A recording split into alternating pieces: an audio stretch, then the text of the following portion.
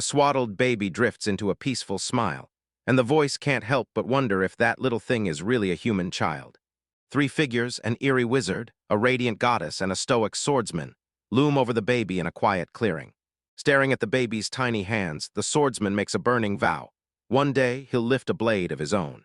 The goddess can't help but grin at the adorable kid, then swears she'll forge him into the world's greatest healer.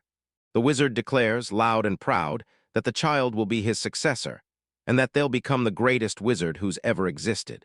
A divine voice rings down from the heavens, giving the child a name that will carve out his future. So listen close, because it's Will. Years later, the young Will with that huge wolf companion barrels through the dark forest, frantic and never slowing down. The earth rips open and splinters behind them as Will feels their pursuer closing in at full speed. With panic blazing across his face, Will screams for his wolf companion, Schultz. A colossal green ogre smashes through the trees, and its thunderous footfalls rattle the entire earth. Schultz snarls, sure as day that the monstrous thing is right behind them. The ogre explodes into a furious, deafening roar, its jaws gaping wide like pure rage itself just took shape. Up on Schultz's perch, he stays icy calm and calmly commands his partner to whip up a distraction. Will yanks his sword free from the scabbard in one sharp, no-nonsense motion. He springs off the wolf's back, spins like a blur, and lands lightly on a thick tree root. Crouched on the root, Will taps his foot like a loaded spring, ready to explode into action. Schultz rockets past the ogre, and the moment its gaze snaps to him, the beast whips its club in a brutal swing. Will clenches his resolve and vows he'll never let that ogre lay a finger on the forest. He springs off his perch and rockets through the air straight at the distracted ogre. His blade plunges into the ogre's shoulder, and fresh blood splashes as the beast bellows in pain. The wounded ogre staggers backward, roaring through the pain, wide-eyed, shocked the attack hit so fast. Will rips in with another crushing stab, plunging his blade deep into the creature's back. He hisses a curse at the damned ogre, slips the clumsy swing, and snaps right into his next strike. With a rage-soaked battle cry, he lashes back at the monstrous beast. He brings down a razor-clean slash on the ogre's back, and blood erupts in a brutal spray. The massive creature crashes to the ground with a brutal thud, finally beaten, while Will and Schultz stand there, ready for whatever comes next. In this peaceful clearing, Will sits right at the center, surrounded by a bunch of adoring forest creatures who won't take their eyes off him. A tiny, spiky little creature stumbles into view, wounded and trembling, with its eyes squeezed shut like it can't take the pain anymore. Nearby Rabbit watches closely, eyes shining with hope, but a little worry tugs at his face. Will slammed his hands onto the creature and unleashed a blazing healing spell. He tells the creature, "It's okay now," while a happy rabbit joyfully bounces nearby. That tiny, fluffy critter snuggles up to his cheek, and he answers its gratitude with a warm, heartfelt smile. The grateful creature yanks on Will's collar, playing tug-of-war to yank his attention in right away. Will snaps his head up and fires a question at his companion, Schultz. "What's wrong?" A chiba-looking figure stares in dumbfounded silence, totally blank-faced and lost. Schultz shoots him a reminder. Today's Woden's Day, and it's time to hit sword training. That sudden reminder snaps through the animals around him, jolting them all with pure shock. Seeing the time slip away, Will snaps that he's got to move fast and bolts out. Forest creatures burst into cheers, waving their paws like they're rooting for him, sending him off with nothing but good luck. He launches into the rocky forest with razor-sharp, practiced agility. Schultz catches him mid-panic, clocking his rush, and quickly swings into action, ready to offer him a ride. The great wolf roared, "Climb on my back, let's blaze through this faster." She springs onto Schultz's back like a lightning strike, all set to ride. With a grateful grin, he thanks his loyal wolf companion. As they tear through the forest, he can't stop thinking about what it felt like to be an abandoned child. He can't stop wondering, did the war tear him away, or did a brutal famine do it? The memory snaps to a newborn version of him, sobbing, adrift in a tiny boat floating down the river. On the riverbank, a shadowy hooded traveler suddenly hears the baby's cries echoing through the night. The traveler spots the infant, then another presence crashes in and cuts it all short. The baby tilts his head up, eyes huge and innocent, while someone cradles him gently in their arms. A majestic eagle dives like a missile, softly lifting the swaddled baby out of the boat. The great bird sweeps the newborn high over the jagged mountains. He got pulled into the lives of the people who would become his real family, and his teachers too. Ronan, the god of the sword, Myria, the goddess of healing, and Vandal, the god of magic, all standing together like a disaster waiting to ignite. The person who tracked him down, that was Leo, the omnipotent god who showed up in 1,000 different divine appearances. Their home is Table Mountain, an awe-inspiring stronghold where the gods are said to dwell. A huge, warm house sprawls across the mountainside like it's waiting to welcome you in. Will and Schultz pull up and head straight for the home of their divine family. Ronan leans in and greets him like it's no big deal, casually asking if he's finally back. Will's eyes brim with happy tears as he realizes the gods raised him. Ronan chides scolds him for being late and for wandering around instead of showing up. Vandal leans in and snaps Ronan out of it, reminding him they already know about the green ogre. Miria clamps her arms around Will as Ronan brags, practically glowing with how well his training worked. Ronan slams the moment down and declares it's time for today's sword training. Mary snaps that Will is in serious danger, right there, just minutes after it was happening. She suggests they switch to studying healing, but Ronan steamrolls that idea. He's convinced it's his turn. Vandal barges in mid-conversation, grinning, and asks, well, if he'd rather ditch the usual plan and study history with him instead. The three guardians lock eyes, glaring hard like sparks are about to fly between them. Ronan leans in close to Will and snaps for his attention. Will's Warren scabbard cracks and crumbles a little, like it's begging him for fresh gear. Ronan grins and slides Will a brand new dagger, like it's the prize he'll earn for putting in the work. Will's eyes light up like fireworks and he can't wait. He blurts out a yes to sword training. Ronan breaks into a grin, pats Will's head, while the rest clench their teeth with pure, furious frustration. A colossal tree trunk looms, planted like a wall, just waiting for the training to start. Ronan lays out the day's trial, then hacks into the trunk with a brutal swing of his sword. Ronan flashes a confident smirk and declares he's going first. He's about to start with a demonstration. He lunges one step forward, and his body locks into a razor-focused, ready-for-anything stance. He stomps his feet into the earth, ready to rip his blade from its sheath. His hand clamps on the katana's hilt, ready to burst into action and unleash raw power. A brutal aura churns around him as he yanks his sword free, eyes locked in deadly focus. With a blinding burst of speed, he rips through the air with one crushing, powerful slash. A blade slices the tree trunk clean through, and Will stands there, stunned, wide-eyed, and utterly amazed. Ronan leans in and tells Will, "You're next," while the others sit there watching from their table. Will swings with everything he's got, but Ronan blows off his pathetic attempts like they're nothing. The boy swings his sword, and it only barely kisses the surface of that gigantic tree stump. Ronan stares on, tense with questions, wondering if the kid's even ready for this yet. Will's face tightens with fierce focus, and you can tell he's locked in with pure determination. He remembers his father's technique and locks his mind onto the very tip of the blade. Will erupts with a monstrous burst of power, blasting the stump into nothingness. He stands there surrounded by a maelstrom of dust and smoke, his power already drained. Will whips his head toward Ronan, practically bouncing with excitement as he demands his mentor's verdict. Ronan, stunned but awed, nods and agrees to hand Will the promised dagger. Will snatches the magnificent new dagger, and pure joy lights up his eyes like fire. He bursts off at once, charging over to Schultz the wolf to show off his brand new treasure. Ronan crouched low, eyes locked on Will as he bolted away with a smug, satisfied grin. He turns to his crew and says, "I told Will to carve into that stump." He lifts a jagged splinter of wood from the stump that's been completely wiped out. But the kid just snapped, he smashed it to smithereens. Will lunges into a dramatic pose with his brand new dagger for Schultz, grinning as he asks, "So, do I look cool?" A tight close-up catches them fidgeting non-stop, fingertips worrying their lips like they can't stop themselves. Goddess Myria jolts upward, wide-eyed, and demands, "Does that approaching stranger look like a vandal?" Vandal, the bearded wizard with a bright, warm grin, leans in and tells Willie he's got a reward waiting. He bursts out that it's time to start magic studies, then thrusts the Book of the Flame Dragon into his hands.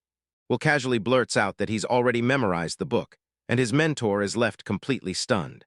He explains that because Vandal talks in the ancient tongue, he's able to cast its spells. Vandal can't believe what he's seeing as Will gets ready to unleash his power.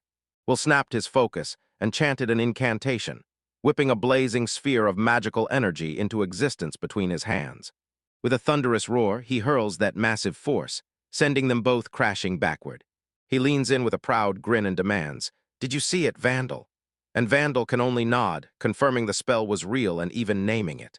A tiny, striped, squirrel-like critter darts across the grass, patter-patter fast like it's on a mission. It darts up Myria's body, spitting frantic chatter as the others stare, totally baffled. The goddess fidgets, cheeks blazing, and asks her darling, right there on her shoulder, what's wrong. After hearing it, she realizes Will pulled off something incredible, and she wastes zero time spreading the news. Miria tells Will that the creature was just healing, yet another wounded animal. Overwhelmed by emotion, she yanks Will into a tight, squishy embrace and holds on like she never wants to let go. Ronan snarls that she'll squeeze him so tight he'll suffocate, then she clamps down hard. A breathless kid blurts to his daddy Ronan, "Can I go show off my new dagger?" Ronan shrugs it off and tells the boy, "Go on, run along now." He dashes off with a grin, waving goodbye like he owns the moment, then vanishes into the woods. High above a smiling boy, a lone bird circles the sky like it owns the clouds. Leo, the massive eagle, crashes down with a thunderous flap that shakes the air. Just nearby, the majestic stag's hooves dance onto the grass, stepping with pure grace. The stag leans in and says, "Will's finally growing up right on track, just like we prayed he would." Ronan, stuck in his human form, shoots back with a firm refusal, all while that proud, gentle smile hangs on like a dare. Miria watches, stunned, as he reveals that Will is more than they could have ever dreamed of. Vandal nods back and his face softens, pure, deep parental love shining through. The three guardians huddle up, staring at their tiny baby like, "Wait, when did you grow this much?" Their minds snap back to the past, and they start to wonder, could they actually raise a human child? Ronan bursts in, and for a split second, he thinks that swaddled little baby is a snack made just for him. Mariah's grip slips as she fumes, swearing every man is the same. She lifts the tiny infant up and goes, "Tell me he isn't the cutest little baby you've ever seen." With a joyful little squeeze, she dotes on the baby and giggles, calling him her tiny marshmallow. Ronan whirls to Vandal and demands he say something to her. Vandal read his book and flat out declared how much he despises noisy, selfish children. Miri snaps the moment he speaks, firing back questions as his brutal judgment hits her like a slap. She points at the shy little forest creatures huddling together, all because the child is standing right there. With a soft, loving look in her eyes, she tells him he's the kindest soul, and that he'll grow into a powerful healer. Ronan watches her closely, trying to figure out if her wild speech about the baby's future is real or just bravado. The little baby squeals a cute gurgle and waves those tiny hands like they're trying to say, "Hey." Ronan leans in close and points out how those baby hands are unbelievably tiny. When he offers his finger, the baby's tiny hand clamps down on it with shockingly strong grip. Ronan is so stunned he blurts out that the baby is already able to hold a sword. He clamps his hands around his katana, and just like that, his decision is sealed. With a dramatic flourish, he promises that when Will grows up, he'll take up a sword. He declares himself the god of the sword, and promises to forge a future pupil under his blade. Mariah shoots him down on the spot, reminding him that Will is already marked as a future healer. They clash in heated debate, pounding the table as they demand Vandal pick the path that fits best. The baby's eyes glitter with wonder as he watches the grown-ups snap and bicker right in front of him. Will glares at Vandal, scrunching his face like he's trying to copy the stern look for real. Then he flashes a charming grin and pulls a goofy face at the wizard like he's daring him to blink first. Vandal lets out a smug chuckle, admitting the kid's got a killer sense of humor. He declares the kid is brilliant and vows to train him in magic himself. A thunderous voice crashes from above, shouting for everyone to shut it and stop bickering, right now. Leo the Great Eagle swings into action and threatens to snatch the child away if they don't stop arguing. He demanded they lay out why they were so stubborn about steering the child down the paths they picked. Ronan's dead set on one truth: if you've got raw muscle and killer sword skill, you've got the future. Myriad insists that it's a pure heart and the strength to comfort others that matters most. Vandal insists that if the boy learns everything there is to know, happiness will finally click into place for him.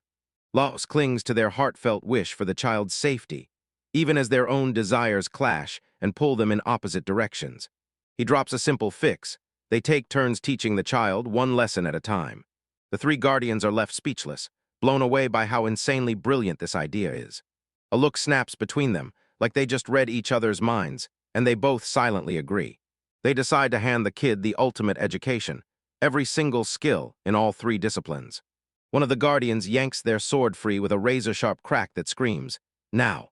The scene snaps to another guardian, and right away you feel her mind race toward one exact day. A hooded figure appears, and with their hand pressed over their face, you can feel the thoughts racing behind the silence. The three guardians burst into laughter, all fired up, each one locked onto their own win like it's already theirs. Perched on the branch, Leo scrutinizes them like they might betray him, silently asking if this move will actually work. Right now, Ronan fixes Leo's with a tired yet unshakable stare, like he's decided to fight no matter what. He tells the Eagle God they've finally chosen the path for raising the boy. Leos leans in and stares like a hawk, his sharp eyes locked onto Ronan. Ronan remembers that day he spotted the kid by the boat, and it hits him like a sudden revelation. He can feel it coming, the day when that boy will have to break free and set out on his own journey. For now, he just prays that Will grows up exactly free to live the way his heart wants. In the middle of a wide, open field, a huge wolf howls and calls out to the young boy, Will. Wolf Schultz leans in and asks, "Does the world beyond Table Mountain even interest you?" Will lifts his gaze with a small, sharp smile, like he's saying, "Oh, I'm definitely in." He remembers every warning Father Leo tossed his way, but deep down he feels the pull of destiny, like he has to descend. He decides right then, train as a legendary swordsman, master the wizard arts, and learn to heal people. He's briefly frozen in confusion, staring at the impossible thought, how can one person pull off all three? He ponders the wild mix-and match until he hunts down the ultimate profession. Schultz drops a simple, jaw-dropping suggestion on his thinking companion. Will says he can't be a hero, replaying Vandal's lesson about the special mark like it's burned into his mind. In the flashback, a younger Will panics and frantically pats down his own body, hunting for that mark. Schultz flicks his tail like he's silently demanding, "Why does this detail even matter?" The wolf declares that by his father's definition, hero is the perfect name for Will. Will stares up, shaking his head in disbelief, and whispers the question to himself like it can't be real. Schultz declares Will is already the hero of their home, Table Mountain. The boy swallows the shock, and the idea sinks in, slow and heavy in his heart. That sudden realization blooms into ironclad confidence that won't budge, not even a little. Back at home, his guardians hear his declaration, and their proud smiles bloom wide. Myriad, motivated, decides to cook on the spot, and that's when a wild, hilarious argument erupts between him and Ronan. 7 brutal years crawl by, then a voice rips through the air shouting Will's name. A way older guy finally answers his mother's call, through a messenger bird. Inside the house, Miria can't help but wonder where her son has vanished to this time. A huge wide shot opens on a calm, endless landscape, just one lone tree standing there like it's holding its breath. A razor-close shot locks onto a hand clenching a dagger tight, like absolute focus is fused into every muscle. A bird swoops straight toward Will, who's perched high on a tree branch watching it come. Will streaks through the forest canopy in a blur, leaping from branch to branch like lightning. A young man rockets through the forest with effortless grace, then touches down softly on the grassy ground like he never made a sound. He stands tall in dead silent confidence, with a sword hanging right at his hip. Now at 14, Will's face looks way more grown up, like he's got the whole world ready to unfold, and he's about to step into his journey. In a far-off grand hall, a colossal stone goddess statue looms above a towering staircase. At the foot of the stairs, Lady Luna Maria, blindfolded, drops to her knees and prays like her life depends on it. She jolts with a sharp gasp, hands clutched tight as a divine message crashes into her mind. The mother goddess Gaia wears a calm, radiant smile, and that glow signals the beginning of a whole new chapter. An attendant yells across the room, asking Lady Luna Maria, "Where are you headed?" Luna Maria pushes herself to her feet, her face set with unwavering resolve. She blazes the truth. She's received a prophecy from the mother goddess Gaia. Her divine mission slams her straight toward Table Mountain, where the hero is waiting. Meanwhile, up on the mountain, Will rockets through the air and snatches apples off the tree with razor-sharp precision. He snatches the falling fruit out of the air with a cloth, and it lands with a gentle little flap. Landing right next to his wolf buddy, Schultz, he hauled in a massive haul. Will takes a huge, mouth-watering bite out of a fresh apple, crunching it loud enough to make your teeth tingle. Lounging on a rock, he grins and blurts out that the fruit tastes absolutely incredible. He thrusts an apple toward Schultz, and Schultz nods right away, taking one too. The wolf chews the fruit like it's pure heaven, and Will leans in like, "So, how's it taste?" A soft breeze whooshes through the sunlit trees around you, rustling everything like it's setting the scene. Will and Schultz sit there calm and smiling, soaking in the breeze like it's made just for them. Schultz watches in awe as humans grow at lightning speed, and he realizes Will has become a strong young man. The second they shout his name, Will whips around, brow furrowed, caught off guard by his friend's heavy, dark tone. The wolf boldly presses, certain as the moon, "So, are you really planning to leave this mountain soon, Will?" That gentle smile confirms it. He's really walking out for good. He clings to his father Locke's words, the ones that urge him to become the world's savior. Schultz can't help but think the world is desperate for men just like Will. Will clenched his fist, choking out an apology as he realized he couldn't protect the forest creatures anymore. With a warm little shove, Schultz grins and teases him, calling him a cheeky youngling for stressing out over it. The wolf steadies him and insists that the mountain-strong beast can beg the gods for help. Schultz gazes after Will with pure longing, but Will shuts it down. He can't go. He'll grin and tease Schultz that he should marry a female wolf named Weiss instead. Flustered, Schultz blurts that he wants absolutely nothing to do with the tomboy, while Will just smirks. Will slides up beside his friend, and the whole vibe shifts, serious, real, and straight-up heartfelt. Two besties lock eyes, and in that quiet moment their bond feels stronger than ever. With a soft smile, Will thank Schultz for everything he's done so far. He gently buries his hand in the wolf's thick, soft fur, like he's greeting an old friend. Schultz leans in and tells him, "Don't call this goodbye, this isn't the end. This place," he says, "will always be your home." Will nods and the two lock into one last, tight farewell hug. With a pouch of apples in his hands, Will declares that he's taking them straight to his family. Suddenly, Schultz's sharp nose twitched, and he sniffed the air like he'd just caught a fresh scent. The wolf blares a frantic warning. Someone human is closing in on the mountain. Will snaps into alarm, remembering that Table Mountain is a divine territory humans aren't allowed to touch. He snaps his eyes shut and sharpens every sense, locking in on that brand new presence. Concentric rings bloom around him, proof his hearing is dialed to maximum as he zeroes in on every sound. He hears heavy, strained breathing, and the harsh clank of metal armor grinding into place. He quickly figures out that a woman is being hunted by a squad of armored men. A sharp whistle cut the air. Right on cue, the little bird darted to his hand. The bird bursts into the sky, ready to snatch up a message and deliver it straight to him. He grabbed a bird and ordered it to fly straight to his mom and his father's, delivering the whole situation. Will chooses to jump in and save her, leaning on the soft, steady rhythm of her heartbeat that feels like hope. He rockets forward, his steps turning into a blur as he charges straight into the chaos. He figures out that in every story he's ever seen, when a bunch of guys gang up on a woman, they don't just look bad. They're the villains. Blindfolded, she tears through the forest, sprinting like her life depends on it, while her pursuers scream at her to stop. A thrown dagger slams into a tree with a brutal clank, and she has no choice. She screeches to a stop mid-flight. An armored thug snaps his blade out with a sharp, ringing clang. Another attacker whips out a curved blade and flings it at her, trying to slice her down. The leader slams the rules shut, declaring their tag game over, and makes it clear they're there to take her life. She stands her ground, daring anyone to doubt her. Her whole life is pledged to the goddess, not to some barbarian scum. A hooded attacker sneers, "So who dared put you up to this defiance?" He sneers and refuses to answer her, then lifts his sword to slash down. He orders her to track down her goddess in the afterlife, then he swings his blade down like a promise. Rage flares in the attacker's eyes as he swings his sword down with brutal force. With a smooth, graceful spin, Luna Maria slips right past that clumsy, heavy-handed strike. She slips out of the strike at the last second, eyes locked in, and her motion flows like water. Her attacker trips, crashes to the ground, and it sets the leader off. He screams at her like pure fury has taken over. Roger, the leader, snaps and commands his men to ring her in, then strike together all at once. One soldier lunges his sword up and roars that she needs to die. She braces hard, ready for a coordinated hit. A sudden wave of projectiles crashes into the soldiers with a thunderous boom. Will and Schultz burst out of the smoke, standing shoulder to shoulder and shielding the woman like a wall. Will whips his gaze to the woman, his face softening as he urgently asks if she's okay. She whips her head toward his voice, stunned into silence by the fact he's actually there to save her.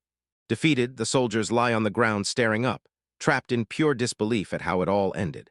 One of the mercenaries snaps his tongue in pure irritation at the interference.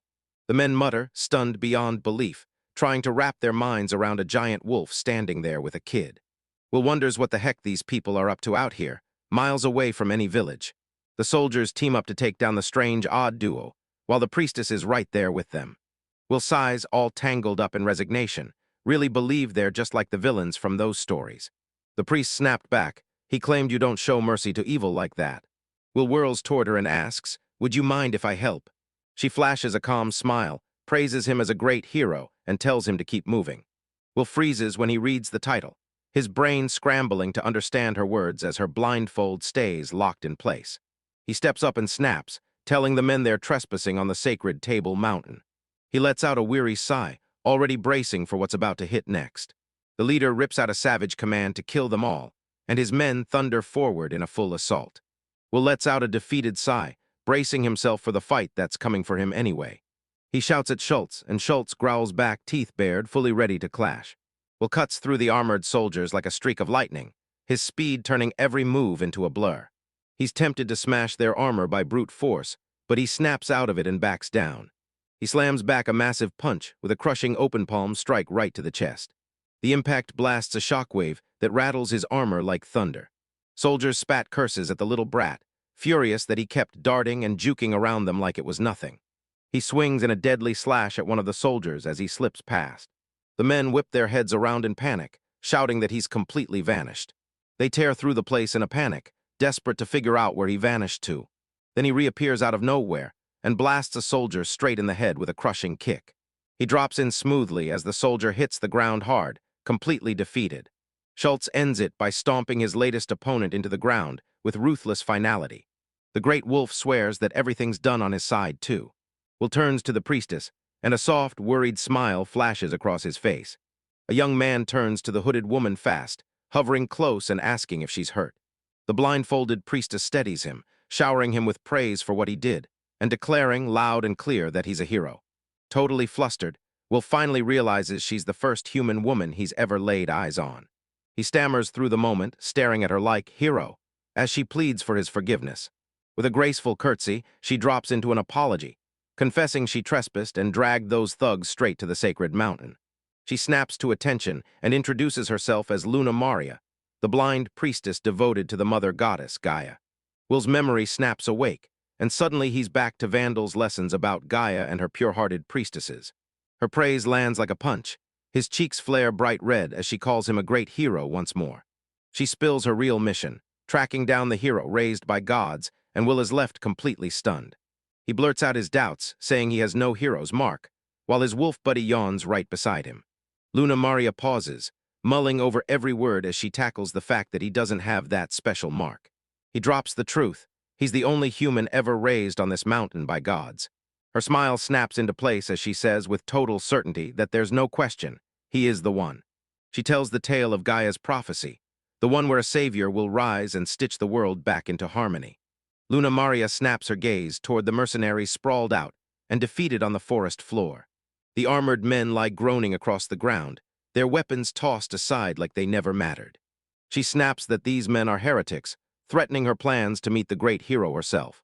Suddenly, Schultz the wolf snaps his head up and sniffs the air. Something new and hidden is right there.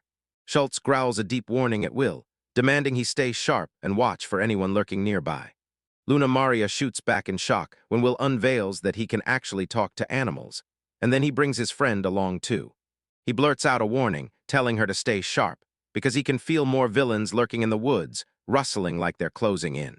That rustling from the bushes seals it. More enemies are closing in fast. A brand new mercenary boss storms in, screams at his subordinate for botching the job and not killing the priestess. The defeated soldier finally spills the truth. Will and his wolf crash their plan. Hearing that, the brand new leader let out a dismissive scoff. He swears he'll focus on slaughtering them, his sword crackling with raw magical power as it hums for the kill. Luna Maria urgently slams a warning into Will's ear, telling him their new foe has an enchanted weapon. With alarm in her eyes, Will blurted out her warning again about the enchanted sword. He's briefly thrown off, because this threat isn't just bigger, it's way more dangerous now. He throws himself in front of Luna Maria like a shield, refusing to let that kind of scum touch her. He boldly declares that even enchanted weapons don't stand a chance against him. Luna Maria shoots a chilling warning. This place is about to be drenched in crimson. She makes it crystal clear, this coming destruction isn't her doing at all. The ground starts shaking violently, and it jolts the confused mercenaries straight out of their tracks. With a bone-rattling crash, a towering monster bursts up from the ground like the earth itself just gave up. The mercenaries lock eyes, stunned and lost, trying to figure out who or what just kicked off that chaos. Their leader freezes in disbelief, stammering, "What is that thing doing here?" Will and Luna Maria locked eyes in total disbelief as the red dragon finally surfaced. The gigantic beast blasts out a nightmarish roar, and the mercenaries instantly crumble into full-blown panic. Luna Maria can't even hide it. This dragon is impossibly huge, and its sheer size hits her like a tidal wave. Will demand to know how she can even grasp its size when she's blind. She tells him she can feel its powerful heartbeat in her bones, and hear its furious roar shaking the air. A dragon's blazing eyes lock onto the terrified squad of soldiers. From the shadows above, a hidden divine guardian watches the chaos erupt in front of them.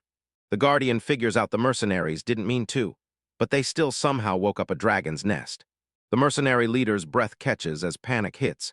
He realizes he can't walk away yet and still has to finish the mission. With a frustrated snap of his tongue, he steels himself and decides he'll take the monster head-on. He snaps orders to his archers, loose the arrows, trying to blast the beast back before it can close in. A storm of arrows rockets through the sky straight at the massive dragon. The projectiles ricochet off the dragon's insanely tough hide like they're nothing, leaving not a scratch behind. With everything on the line, the leader lunges in and swings his enchanted sword in a last-ditch strike. His magical blade whips through the air and smashes the dragon in a dazzling flash of light. The devastating blow slams into the leader, and not a single scratch shows up, leaving him staring in total disbelief. He spits out curses at that damn lizard, his face twisted up with raw frustration and a hit of fear. He sees the battle's doomed and roars for his men to sprint for their lives. The dragon's throat starts to blaze with light as it lines up a crushing fire attack. Suddenly, he blazes into the scene, snapping at Luna Maria to freeze right where she stands. A monstrous torrent of fire blasts out of the dragon's open maw, scorching everything in its path. Two fleeing soldiers scrabbled wildly, desperate to outrun the inferno bearing down on them. Roaring flames surged through the clearing, swallowing the very spot where they'd just been standing. The mercenary leader gets slammed backward by the blast's raw, brutal power. He's frozen in shock, staring at the dragon's crushing, overwhelming power. His face twists into pure horror, like he can't possibly believe what he's seeing. Will looms over the fallen soldiers, barking them out for their reckless choices. Behind the chaos, Luna Maria drifts peacefully in midair, quietly watching everything unfold. She warns that if they keep this up, their parents will grieve for their pointless deaths. Will those darting streaks punch through the stunned men, right at the speed of disbelief? He digs his heels into the ground and stares down the two-headed dragon right in front of him. He stands his ground, a lone, unshakable fighter facing down the titanic beast. The beaten soldiers huddled back together, and one of them blurted to his leader, "Are you okay?" The leader scoffs hard, smirking like, what could some kid possibly do against a dragon? Luna Maria shoots to Will's side, shouting that he's a great hero as he steadies her with reassuring words. He smiles and tells her to relax, because he's got a few tricks up his sleeve. The dragon's single eye locks on its new, smaller opponent and glares like it's hunting for blood. Three shadowy wraiths snap into view, boxing in the roaring dragon from both sides. The mercenaries shake like leaves, terrified by the horrifying sight. Their leader's face turns chalk white, and that old confidence vanishes like it never existed. Luna Maria gasps, instantly feeling that crushing, unstoppable darkness pouring out of the wraiths. In the middle of the chaos, Will calmly draws his ornate silver dagger. He's remembering the fierce lessons passed down by not one, but two fathers, Ronin and Vandal. The dragon puffed out a breath, suddenly sensing the young man's power shift. Will knows he can smash their powers together with his magical silver dagger. He starts chanting a sharp incantation, summoning frost to twist the wind into something new. Cold power rips through his dagger in swirling waves as he lifts it high in the air. He lunges ahead and hurls the spell, commanding it to freeze everything in his way. The dragon snaps open its maw and blasts out a roaring torrent of fire. The inferno's roar crashes into a sudden plunge toward absolute zero. The flames start hardening in midair, locking into jagged orange red frozen sculptures. A terrifying cold surge slams into the massive beast, freezing everything in its path. For one heartbeat, the dragon just freezes, pure, total disbelief hits like lightning. The mercenary leader gasps in disbelief as the dragon's flames harden midair into solid stone. The whole two-headed dragon gets blasted in, slam after slam, until a massive jagged ice statue traps it in seconds. The moment the beast shifts, the ice snaps, cracks, and groans as it hardens around its shape. The dragon's form rips apart in a blinding blast of ice-gold shards.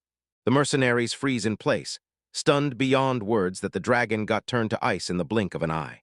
Will stands in the swirl of falling snow as the leader grills him, demanding to know what kind of kid he really is. They call him a monster, and right then the leader barks for a full, instant retreat. In the eerie hush of the clearing, Luna Maria glides one graceful step ahead. She strides up to Will and calls him the great hero again. With a deep breath and total reverence, she lifts her hand and slips her blindfold off. A stunning priestess slips off her blindfold, and the room erupts in dazzling, sparkling light. With violet eyes blazing wide, she swings back into the spotlight and formally introduces herself. Luna Maria, the blind priestess. She whirls toward the young man, asking his name, and calls him great hero. Luna Maria flashes a soft, curious smile and waits on his answer like it might change everything. Young Will stared at her, his face calm and thoughtful, like he was piecing everything together in his head. He just drops it, his name is Will. He starts spilling the truth, explaining his origins and saying, straight up, that he's human. Luna Maria softly presses the hero's title, yet somehow you can tell her belief is rock solid.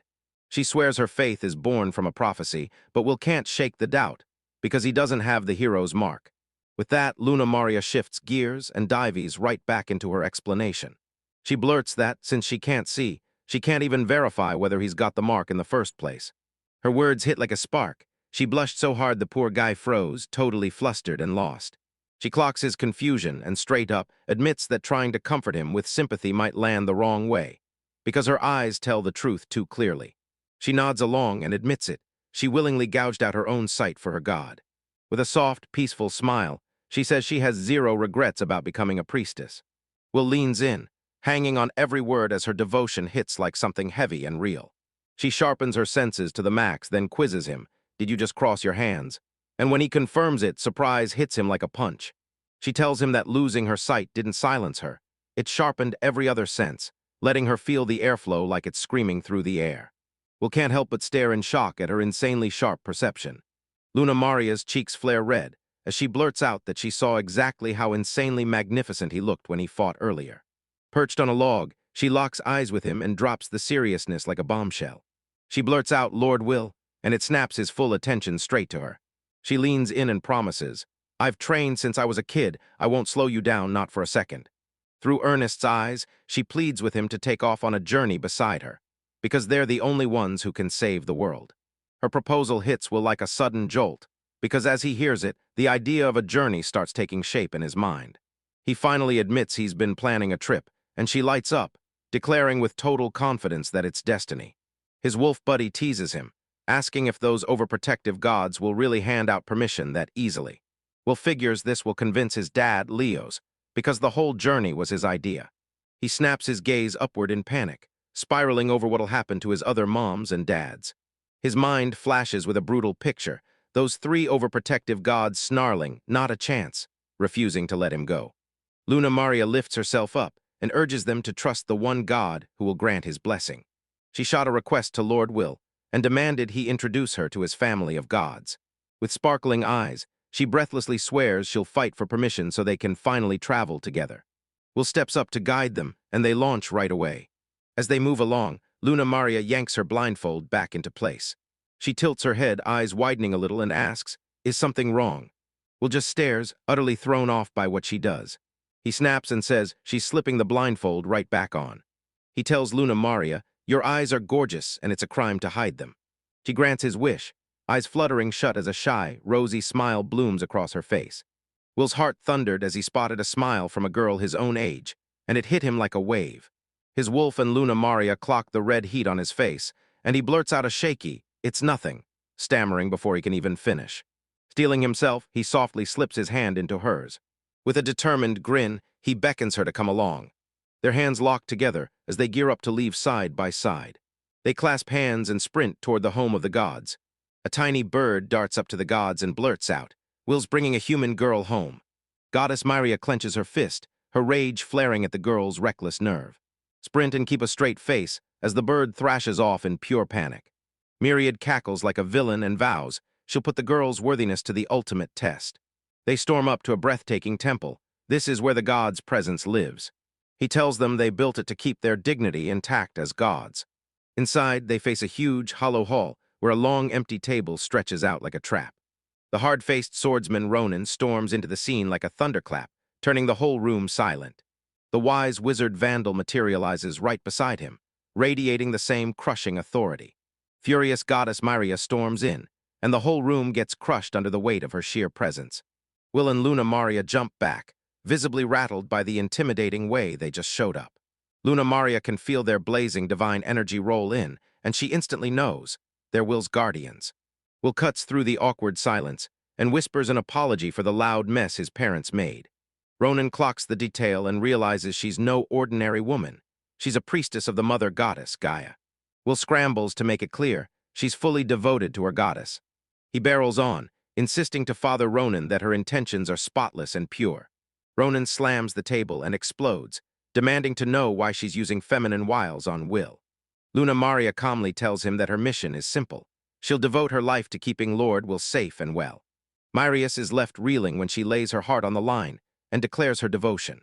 Miria explodes with fury, flat out refusing to hand Will over to that brazen little strumpet. She pouts like her patience is about to explode, fury blazing in every inch of her face. Luna Maria shoots a glare at the goddess, still reeling from that loud outburst. Ronan leans in and whispers to Vandal that trouble is already bubbling between the mother and her daughter-in-law. Vandal grins and teases that Will probably wants to plant a kiss on her, sending the whole room into shock. A flustered Will can't stop thinking about kissing Luna Maria. He whips around to the stunned Luna Maria and fires off the question. She blushes hard, then nods and agrees, whatever Lord Will wants. The moment Will imagines kissing Luna Maria, panic hits him like a wave. His whole body starts to fumble in a full-on fluster. They crowd in so close their breaths mingle, staring each other down like they're about to kiss any second. Ronan and Vandal start teasing Maria, rubbing it in that Will clearly wants a young maiden, not some old hag. Rage ignites. Myriad snaps toward them, barking that they better tell him right now whose side they're on. A calm, commanding voice slices through the air and orders them all to stop, right now. Ronan and Vandal go deathly quiet the moment the intervention hits. A huge blackbird with blazing, glowing eyes sits up high above them, staring down like it owns the sky. The bird flares its magnificent wings and unleashes a divine power that hits like a thunderclap. Luna Maria is left completely breathless, slammed by a massive divine presence that feels like it's swallowing the world. Will blurted out that his father, Leos, the omnipotent god, might just be the help they've been begging for. Los looked Luna Maria straight in the eyes and called her the priestess of Gaia. He leans in and asks her straight, does she really plan to set off on this journey with Will? Startled out of her wits, Luna Maria still stands her ground and confidently declares she's going to do it. She declares her mission loud and clear. Help Lord Will as he dives headfirst into learning how the world really works. Will strides right up to Father Leos, ready to plead his case face to face. He leans in and earnestly tells her that Luna Maria is the very first human friend he's ever made. Luna Maria's eyes shimmer as she's visibly struck by his heartfelt declaration. Leo fixed his sharp, glowing eye on his son. Miria barges in and snaps that she's already talked about this journey, but she sure as hell hasn't approved it. She slams her fist down hard and barks at them to stop right there and wait. Ronan steadies her and tells her straight, neither he nor the god of magic has given the okay yet. He blurts out that he absolutely despises that saying about tossing the kid you love out into the world. Vandal leans in and tells Will straight up. He's guarding him from evil and temptation, not out of control, but pure parental love. Luna Maria steps forward and declares, then I'll be the one who protects him. Ronan fixes her with a daring smirk, pressing her, like he's daring her to prove she'll really do it. He strides forward with absolute conviction, like the moment before he unleashes his challenge. The three gods straight up declare it. If the two of them can crush their trials, they'll be allowed to travel together. Myria, the stunning beauty, stands side by side with Vandal the wizard. And when the trial idea hits, Vandal lights up like it's the greatest thing he's ever heard. Myria's face twists with possessive rage, as she swears she'll never let Luna Maria anywhere near her precious Will. Will snaps his eyes to Luna Maria with pure resolve, and she nods quietly, ready to take on the challenge right beside him. Hand in hand, the two vow to take on every trial head-on, determined to prove they've got what it takes. Ronan, the swordsman, flashes a smirk and orders old wizard Vandal to start by tormenting the youngsters. Vandal tilts his hat just enough to flash a sly, knowing look. The wizard smirks at the feisty youngster, Ronan, and cheekily demands he show a lot more respect to his elders. A line of fancy, empty goblets sits on the long table, waiting like they're about to be filled with something big. With a snap of his fingers, Vandal summons two glowing, ornate cups out of thin air.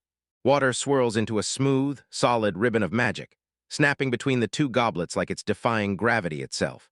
Will and Luna Maria froze in total disbelief, staring at the wildly bizarre magical construct that made zero sense.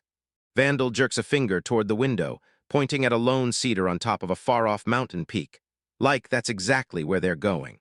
The wizard nods and tells them, "Your job is simple, carry the water in those cups straight to that tree."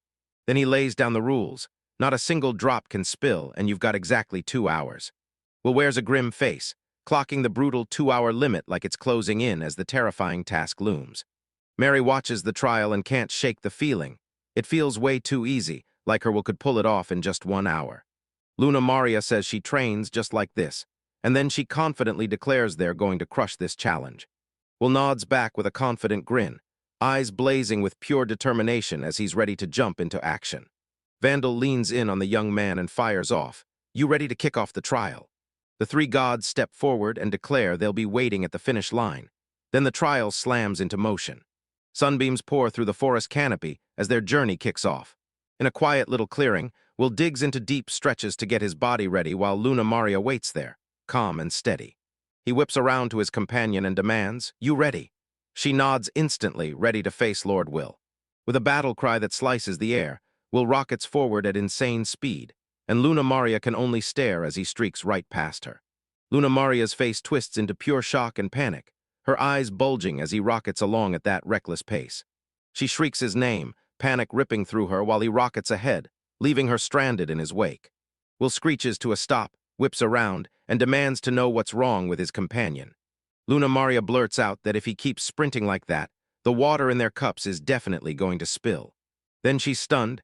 His cup of water sits perfectly still, not a single ripple in sight. She finally catches up to him and blurts out an apology for not being able to match his insane pace. Will's foot snags on a jutting root, and you instantly feel how deadly this path is. Luna Maria's eyes are wide with terror as she picks her way across the jagged, uneven forest ground. Will's face snaps into a mask of tight focus, strained by how brutal this task is. He shoots forward, grabs Luna Maria's hand to keep her steady, and together they clutch their goblets like they can't afford a single spill. The water in those cups shivered on the edge of disaster, ready to slosh out with every single step. Will says he'll ease off his pace, and Luna Maria nods. She's fine with the wait, as long as he's okay with the delay. Now they fall into step, strolling through the forest path in perfect calm, goblets gripped steady in their hands. From far away, the two drift deeper into the woods, inching along with slow, razor-sharp caution. Luna Maria's face tightens with worry as sweat pours down her brow, pushed to the limit by the brutal trial. A whole bunch of friendly forest creatures bursts out of the trees, as if they're cheering them on and begging them to have good luck. 2 gentle deer rustle through the bushes, watching as the pair slips by. Luna Maria glares downward, and a bead of sweat slips down her face as sheer focus clenches every inch of her. She stares at Will's perfect posture and realizes there isn't a single tremble anywhere in him. That single bead of sweat sliding down her cheek screams that something truly strange is happening to her. Panic hits as she realizes 40 minutes are already gone, and their pace is way too slow. Will whips around to Luna Maria and asks, "Think you can kick it into overdrive so we still make it on time?" His question snaps her focus in half, and she's left startled by the sudden pressure. She blurts out an apology and admits she's not sure she can keep from spilling the water if she moves any faster. He'll calmly pitch you a shady shortcut through the woods to claw back every second you lost. He shoots his companion a look and asks if she truly thinks she can push through the rougher, tougher terrain ahead. Luna Maria clenches her resolve and says she'll follow him anyway, because failing is worse than the risk. The new path turns out to be a brutal, rocky streambed, nothing like an easy walk. They tiptoe across the fallen log like it's a tightrope, testing their balance with every step. Will reaches out to Luna Maria and offers his hand, then carefully steadies her as she steps down a steep, rocky rise on the path. Standing on a massive boulder, he whips around and asks his companion, "Are you okay?" Luna Maria cowers over herself, and you can practically see the exhaustion crushing her after that brutal journey. She pants for breath, her whole world jolting when Will shouts her name and her focus wobbles fast. He notices her focus wobbling and urges her to call for a quick break. Will steps out from the forest, eyes locked on a far-off cedar tree, the one that signals their target. The camera drops to the forest floor, where 2 ornate goblets sit safely on a flat rock, like they're waiting for someone to find them. He whirls to Luna Maria and reassures her with a soft, steady voice, "Don't worry, we'll be okay." Will springs over their resting cups with effortless grace, then lands right beside the seated Luna Maria. He can't stop thinking, because deep down he's sure their mentor, Vandal, set this exact trap for him. Luna Maria stares in awe at his insane stamina, and he grins proudly as he tells her he's been running with animals since he was a kid. He awkwardly remembers what she said earlier, that she saw him as a friend too. His voice breaks as he stammers out an apology, then blurts, "Did me bringing this up bother you at all?" Will's face flushes a violent red, and his heart pounds like crazy in his chest after that painfully awkward exchange. Luna Maria stares at him with a blank, slightly baffled look, completely unsure what to do next. Her confusion crumbles into a soft, light-hearted giggle as she watches him fumble, red-faced and endearing. With a warm, sincere smile, she tells him, "I'd be honored to be your friend." Her heartfelt words make Will blush even harder, and he's left totally flustered. Luna Maria tilts her head innocently and asks what human cities are really like, and whether other men are as strong as him. She admits she can't imagine many others would take down a dragon as effortlessly as he just did. The word dragon hits Will like a lightning bolt, yanking up a sudden, overwhelming memory. He blurts out, "Got it," and snatches her shoulders, yelling that the dragon is the answer to everything. Up on the hill, a lone cedar tree stands stark in silhouette against the sky, like it's shouting that the trial is finally over. Miria takes a slow sip of tea, hums under her breath, and waits, eyes calm, for the trial to finally end. An elegant teapot rests beside an ornate hourglass, and the last grains of sand are almost gone for good. Vandal closes in on Miria, and Riley can't help but remark how weirdly calm she looks. The wizard just stares on with a knowing smirk, like he already saw this coming, and his real thoughts stay locked away. Maria snaps back that he's got zero room to judge after he shoved them into that impossible challenge. A massive, muscular hand of the swordsman Ronan slams down in a loud, approving gesture. Ronan says Will could pull it off in seconds, but that little priestess makes success feel downright impossible. The hourglass snaps back into view. Those last grains of sand tumble down like a countdown, and it's down to just 5 minutes. Marius lets out an excited squeal and swears that when Will finally shows up, she'll squeeze him tight and wrap him up in comfort. Ronan leaned in and told her, "You reek of sweat, now get away from me," because he was teasing her nonstop about her plan. She yanks Ronan's arm and fires off an accusing look, demanding to know what he's hiding from them. Vandal shrugs and flat out declares that he has zero faith in the pair's chances of pulling this off. Then he whips his arm toward the forest's edge with a dramatic flourish, daring them to look. Will and Luna Maria burst out of the trees and rocket toward the finish line, fueled up again like nothing ever happened. Ronan's face went totally blank with pure shock, couldn't believe the impossible just happened, and they were suddenly there. They screeched to a stop in front of the observers, and Will grinned as he shouted to Vandal that they'd pulled it off. Ronan blurts out, baffled, how that tiny priestess could have somehow kept up with Will's insane pace. Luna Maria stares with nerves on full blast, mouth hanging open, as Ronan closes in on them, glaring with suspicion. He demands to peek inside their cups, grilling them on whether there's even a drop of water left.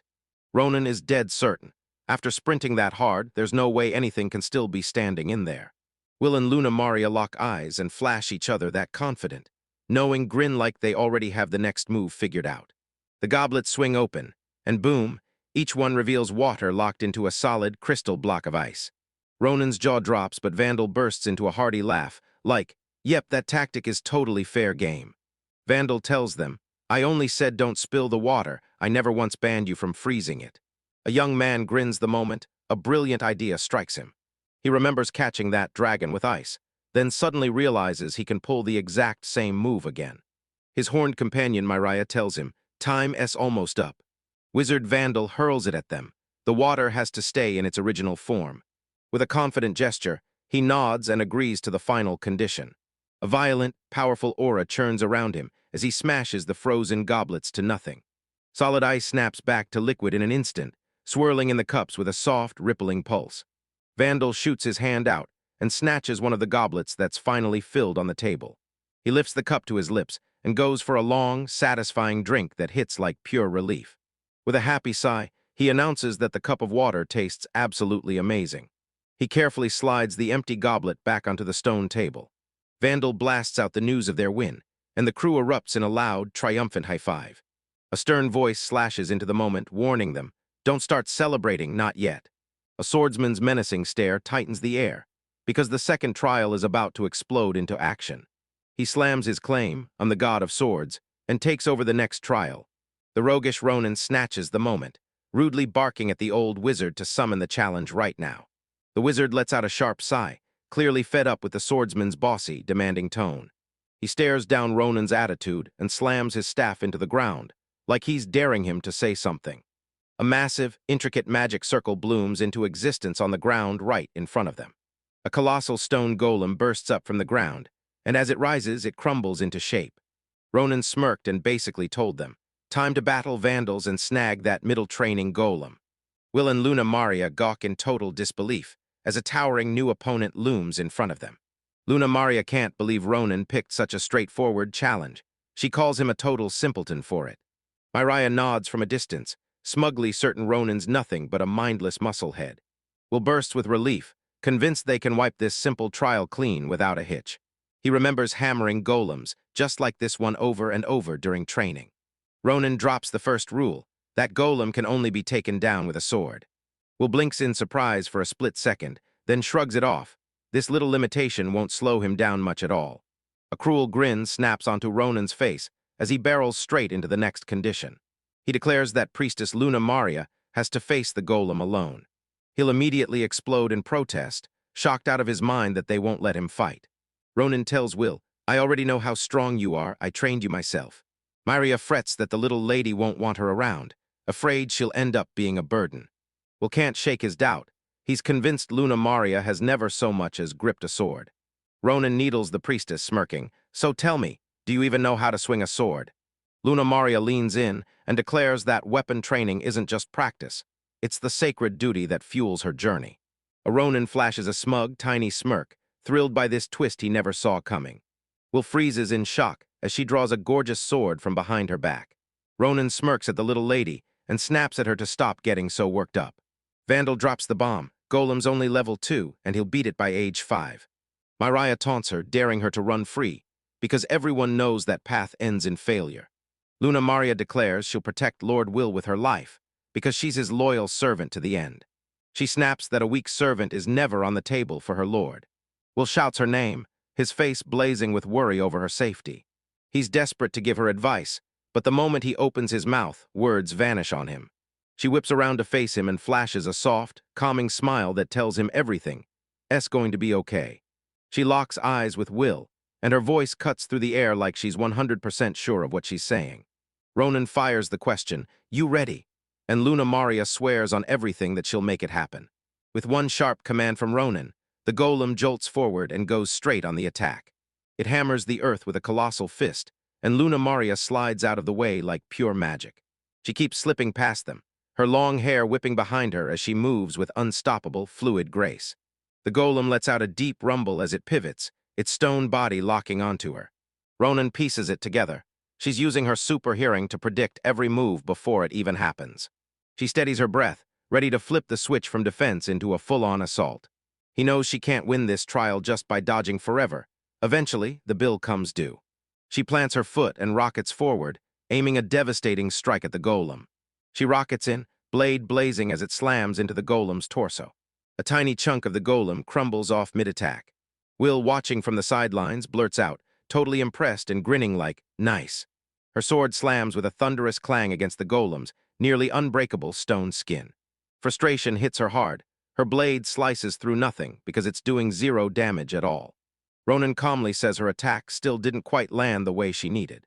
She whips around and swings again, her blade ringing as it snaps off the brutal surface. The golem snaps back with a brutal, earth-shaking punch, and rocks explode through the air. Will blares her name in a trembling shout, the alarm snapping through the air as the fight explodes even harder.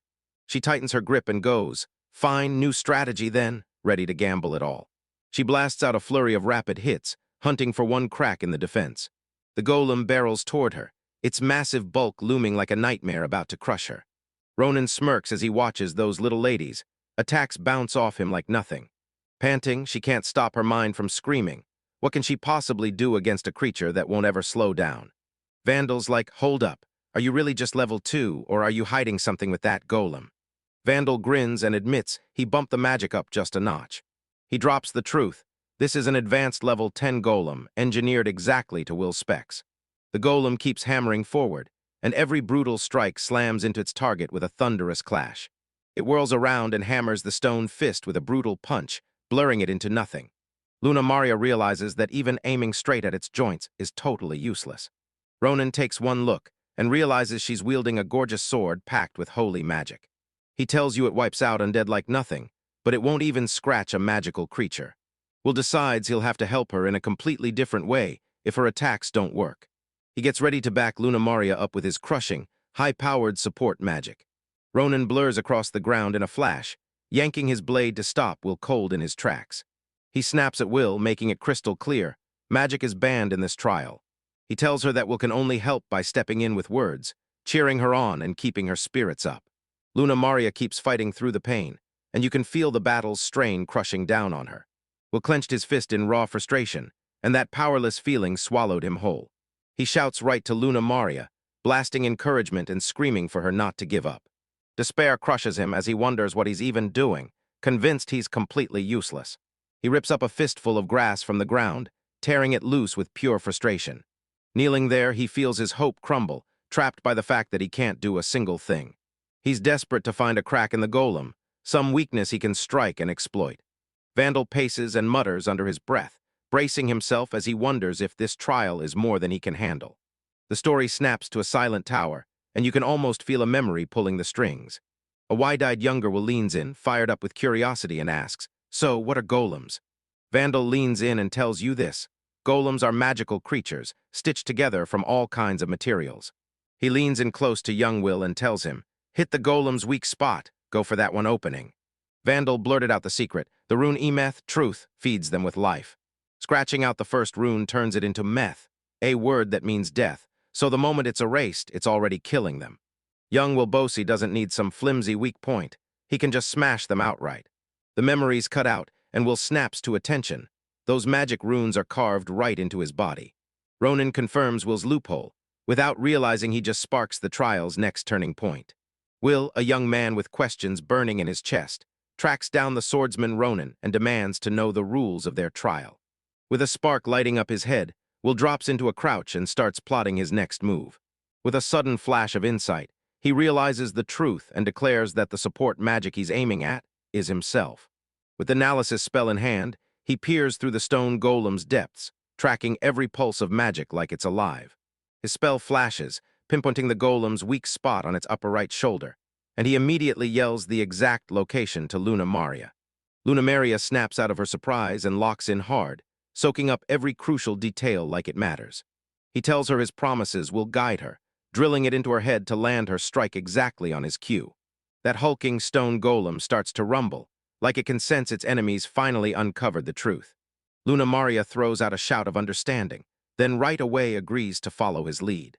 She snaps into action, her face blazing with total trust that Lord Will's guidance will lead the way. She turns the golem's swinging arm into a ramp and rockets straight for its shoulder with jaw-dropping agility. She sprang in a graceful arc, vaulting right over the golem's head and landing perfectly for the killing strike. Suspended in midair, she slams her holy sword down with a crushing, pinpoint strike. The golem's stone body fractures and bursts into splinters as its life-giving magic finally unravels. With one final shudder, the magical construct detonates into rubble and a choking cloud of dust. Will shouts in victory as Luna Maria touches down gracefully in the wreckage, their foe fully vanquished. Ronan, he turns to Ronan. Will's face is blazing with pure victory-fueled excitement. Ronan can't stop praising Will's brilliant guidance and gushes over Luna Maria's deadly swordsmanship. The swordsman's face hardens as he lets slip the trial's real, hidden purpose. He tells them he wanted to see how well they click, and whether Will can really lean on a partner when it counts. Luna Maria bursts with pure joy and relief, then sprints toward Will to celebrate their win. She lunges at him in a bursting, joyful hug, squealing with pure delight that they actually pulled it off. Will gets absolutely blindsided, and in the next second his face is squished as he's engulfed in a sudden, flustering hug. That tiny crowned creature lets out a furious, comical shriek, then hurls at Luna Maria, "You little strumpet." A blush floods her face, proving that hug was mortifying. Then Luna Maria shoots a panicked, mortified apology. Ronan strides forward with rock-solid presence, and just like that, their cheerful celebration gets yanked off the rails. Will and Luna Maria whip around to face him, their hope blazing in their eyes as they brace for his verdict. A huge, relieved smile bursts onto Will's face the second he hears Ronan's verdict. Ronan breaks into a proud grin and declares they've crushed the second trial with absolute style, his voice dripping with real, heartfelt approval. Then his face changes, like a warning sign, and he tells them the truth. There's only one trial left to survive. Luna Maria's bright grin instantly drops, and cold steel determination takes its place. A regal woman named Maria stares into the distance, already plotting the brutal challenge she'll unleash on them. She sinks into thought about their trial as dark, winged creatures sweep over a jagged mountain range. Later, a blazing full moon hangs high above a silent mountain forest, lighting every shadow like a warning. The story snaps to a calm clearing, where Will and his crew huddle around a crackling fire like the world's finally at rest. He leans in and tends that pot of stew, watching it hiss and bubble over the crackling flames. That thick, creamy stew looks so rich it's practically begging to be served right now. He hands Luna Maria a bowl and warns her to watch her hands, because that thing is way too hot. She nibbles cautiously, then her face softens with a quiet, satisfied "oh wow." Her eyes pop open with pure delight, and she blurts out that the meal is absolutely delicious. Will flashes a grin and admits he just recently finally won his parents' approval for his cooking. After Luna Maria's compliment hits, her whole face erupts into flustered panic, and it completely throws Will. With fierce competitive heat, she declares she'll never be outdone in the culinary arts. She's shocked to realize she can cook, so she'll suggest they take turns fixing the meals. He throws a huge cloak over her, then asks right there if she's okay, if she wants to rest for the night. He admits it's been a brutal day, then tells them to finally get some real rest. A sharp seriousness hardens his face as he plans ahead, zeroing in on where their next trial will hit.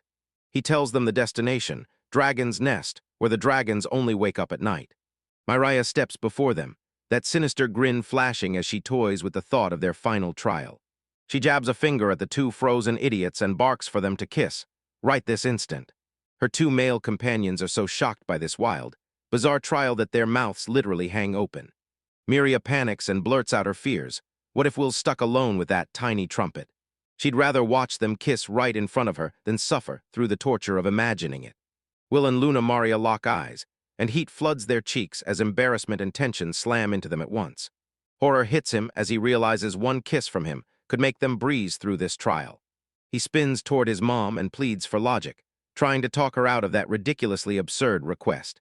Ronan snatches Will and shoves him toward safety, telling Miria she better not offer him a trial he'll never sign off on. Ronan and Vandal dug in, refusing to budge as they demanded she dial the challenge down to something fair. Defeated, Myriad snapped the conversation away, then sighed hard and started grumbling about her makeup. Ronan's eyes flare with panic as he realizes she's steering him with a scheme. Vandal snaps a furious glare from beneath his hat, fully clocking her sneaky little scheme. One of the guys shoots out a foolish guess. Maybe her age is the reason her skin is breaking out. Two brand new graves rise against the sky in cold silence, standing there like a silent verdict on their words. Miria admits her stash of skincare medicinal herbs is completely gone. Relief washed over Will and Luna Maria, and they snapped up the new trial without hesitation. Miria can't help but think, wow, because her willpower is ridiculously cute, and she's dead serious about it. She shoots them a sly, knowing look and warns, don't celebrate yet. Will shoots her a question, then feels it, sweat beading on his cheek as the trick finally clicks. She drops the bombshell. The herb thereafter is hidden in the dreaded dragon's nest. Will leans in and tells a panicked Luna Maria that this place is insanely dangerous enough to get you killed. The rare herb is the holy orchid, and they've got to track it down before noon tomorrow, no excuses. Will snatches the hard challenge with a grin. Bring it on, Mother Maria. Maria smirks like he knows something, then grins and sends them off, wishing them luck as their dangerous quest kicks off. Two adventurers break away, clutching their resolve as the companions' graves sit empty in their wake. Later that night, they huddle under blankets in the pitch-black woods, trying to catch their breath. The next morning, the sunrise bursts over those far-off mountain peaks like the world is roaring awake. The first streaks of dawn slash across the roof of a house tucked deep in the landscape. A cheerful Will breaks into a smile and greets Luna Maria as she tends the morning campfire. He throws his arms wide, stretches with a grin, and feels completely recharged, ready to tear into the day's journey. He straps in, checks every piece of gear twice, and gears up for the deadly mission ahead. He digs into a meal, and for a moment, right there, he shares a laugh-filled, light-hearted bite with a smiling Luna Maria. She slid him a steaming bowl of food and flashed a bright, friendly grin like everything was going to be okay. They stumble up to the cave's ominous dark mouth, hearts pounding, ready to kick off their trial. Deep inside, Will flicks his hand and conjures a blazing ball of light, carving a path through the twisting rocky cavern. Luna Maria listens to the echoes and instantly realizes the cave doesn't look like it's all that big. Will makes it clear, this is only the entryway to the main cavern where the dragons are holed up. He warns her to stay sharp. Those dragons up on this mountain are notorious for snapping at anything that moves. He paints the local dragons as raging, non-stop troublemakers, violent beasts that stalk and hunt through the forest. They plunge one step deeper into the dark, foreboding corridor, and the dread seems to tighten around them. They finally burst out into a bigger chamber after pushing deep into the cave for what felt like forever. They're perched on a high ledge, staring down into a massive empty cavern that stretches out forever. Will snaps his head around, panicking as he scans the skies, yet there's not a single dragon in sight. Luna Maria blurts that their target is the Holy Orchid as they slide down into the cavern. She says the dragon's gone, and somehow that feels like the best lucky break they could have ever prayed for. They kick off a frantic hunt for the rare flower, weaving through jagged rock on the cavern floor. After a while, Will climbed up on a rock and scanned the area like his life depended on it, hunting for any sign that their prize was still out there. He decides this. If that flower isn't right here at this level, they're pushing deeper into the unknown. Luna Maria's face tightens with worry as she realizes every step deeper into the nest gets deadlier. A sudden piercing sound rips through the air. She gasps instantly, eyes blazing wide with pure alarm. Will snaps into action, shoving her to safety the moment the rock wall behind them detonates. As Will throws her to safety, a shadowy figure explodes out of the rock. A majestic, bone-chilling blue dragon bursts into view with a piercing screech that slices the air. The beast rockets forward at insane speed, its claws snapping into position to tear in for the kill. Its massive body rockets through the cavern air, slicing everything into a streak of pure motion. The dragon's claws slammed into the ground, blasting rock and debris into the air like a shockwave. Smacked by the blow, Luna Maria tumbles down, dazed into a cavern floor. Will snapped into motion, landing on his feet fast, his face frozen in shock as concern hit him instantly. He shouts out to Luna Maria, flashing a calm grin as he insists he's totally unharmed. The colossal dragon snaps its massive body into a tight coil, eyes blazing with pure predatory intent. Its cold reptilian gaze snaps onto a brand new, helpless target sprawled on the ground. Luna Maria gapes in terror as the beast starts stalking toward her, closing in fast. With a deep, menacing growl, the dragon crowds over her, then snarls like it's about to strike. She gasps in pure terror, clinging to that book like it's the only shield keeping the nightmare away. Dark energy swirls to life over Will's hand as he gets ready to unleash his magic. The dragon draws back its head, muscles tense as its mighty wings beat the air, because its breath weapon is about to unleash. Will locks in with deadly intent, getting ready to smash his way through the incoming assault and protect his friend. Its throat flares with a brutal glow, warning that a destructive blast of energy is about to rip loose. Will realizes the only way to save Luna Maria is to throw up a protective barrier around her fast. Luna Maria screams in pure panic, begging Lord Will to stop the dragon before it strikes. She catches the perfume drifting from a nearby bloom, and then it hits her. It's the Holy Orchid. With everything on the line, Will scrambled up the brutal rocky mountainside, clinging to survival by the fingernails. A raw scream tears out of him as the dragon's breath detonates right behind his back. Luna Maria screams his name in pure terror as the blast crashes into the cliff and swallows everything. A massive explosion erupts, and thick smoke and dust come roaring out like a tidal wave. The defeated blue dragon's head collapses in dust, its reptilian eye going glassy and lifeless. In a flashback, the dragon's eye suddenly fills with raw fear, and then it gives in, fully submitted. Will drives his sword straight toward the beast's eye, pure, silent threat in a single razor line. He grips the blade tight, standing solid and refusing to budge. He boldly calls it sacred ground and swears he'll spare the dragon's life. The dragon's eye locks onto you, and you can tell it's fully grasped the terms of its surrender. With a wave of sheer relief, the beast snaps up the chance to leave. Will clocks the moment his plan clicks into place, and a faint, satisfied smile spreads across his face. He planted his foot on the defeated dragon's head, and the battle was finally over. The massive blue dragon blasts into the air and vanishes into the sky, just like it promised. Luna Maria sprints to Will, breathless with relief that he's safe, and still standing victorious. With a calm, reassuring smile, Will leans in and tells her, "Don't worry, there's nothing to fear."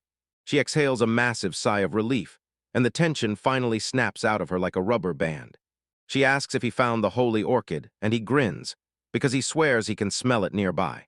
Tucked between jagged rocks, one breathtaking cluster of flowers softly glows like it's lighting up the whole world.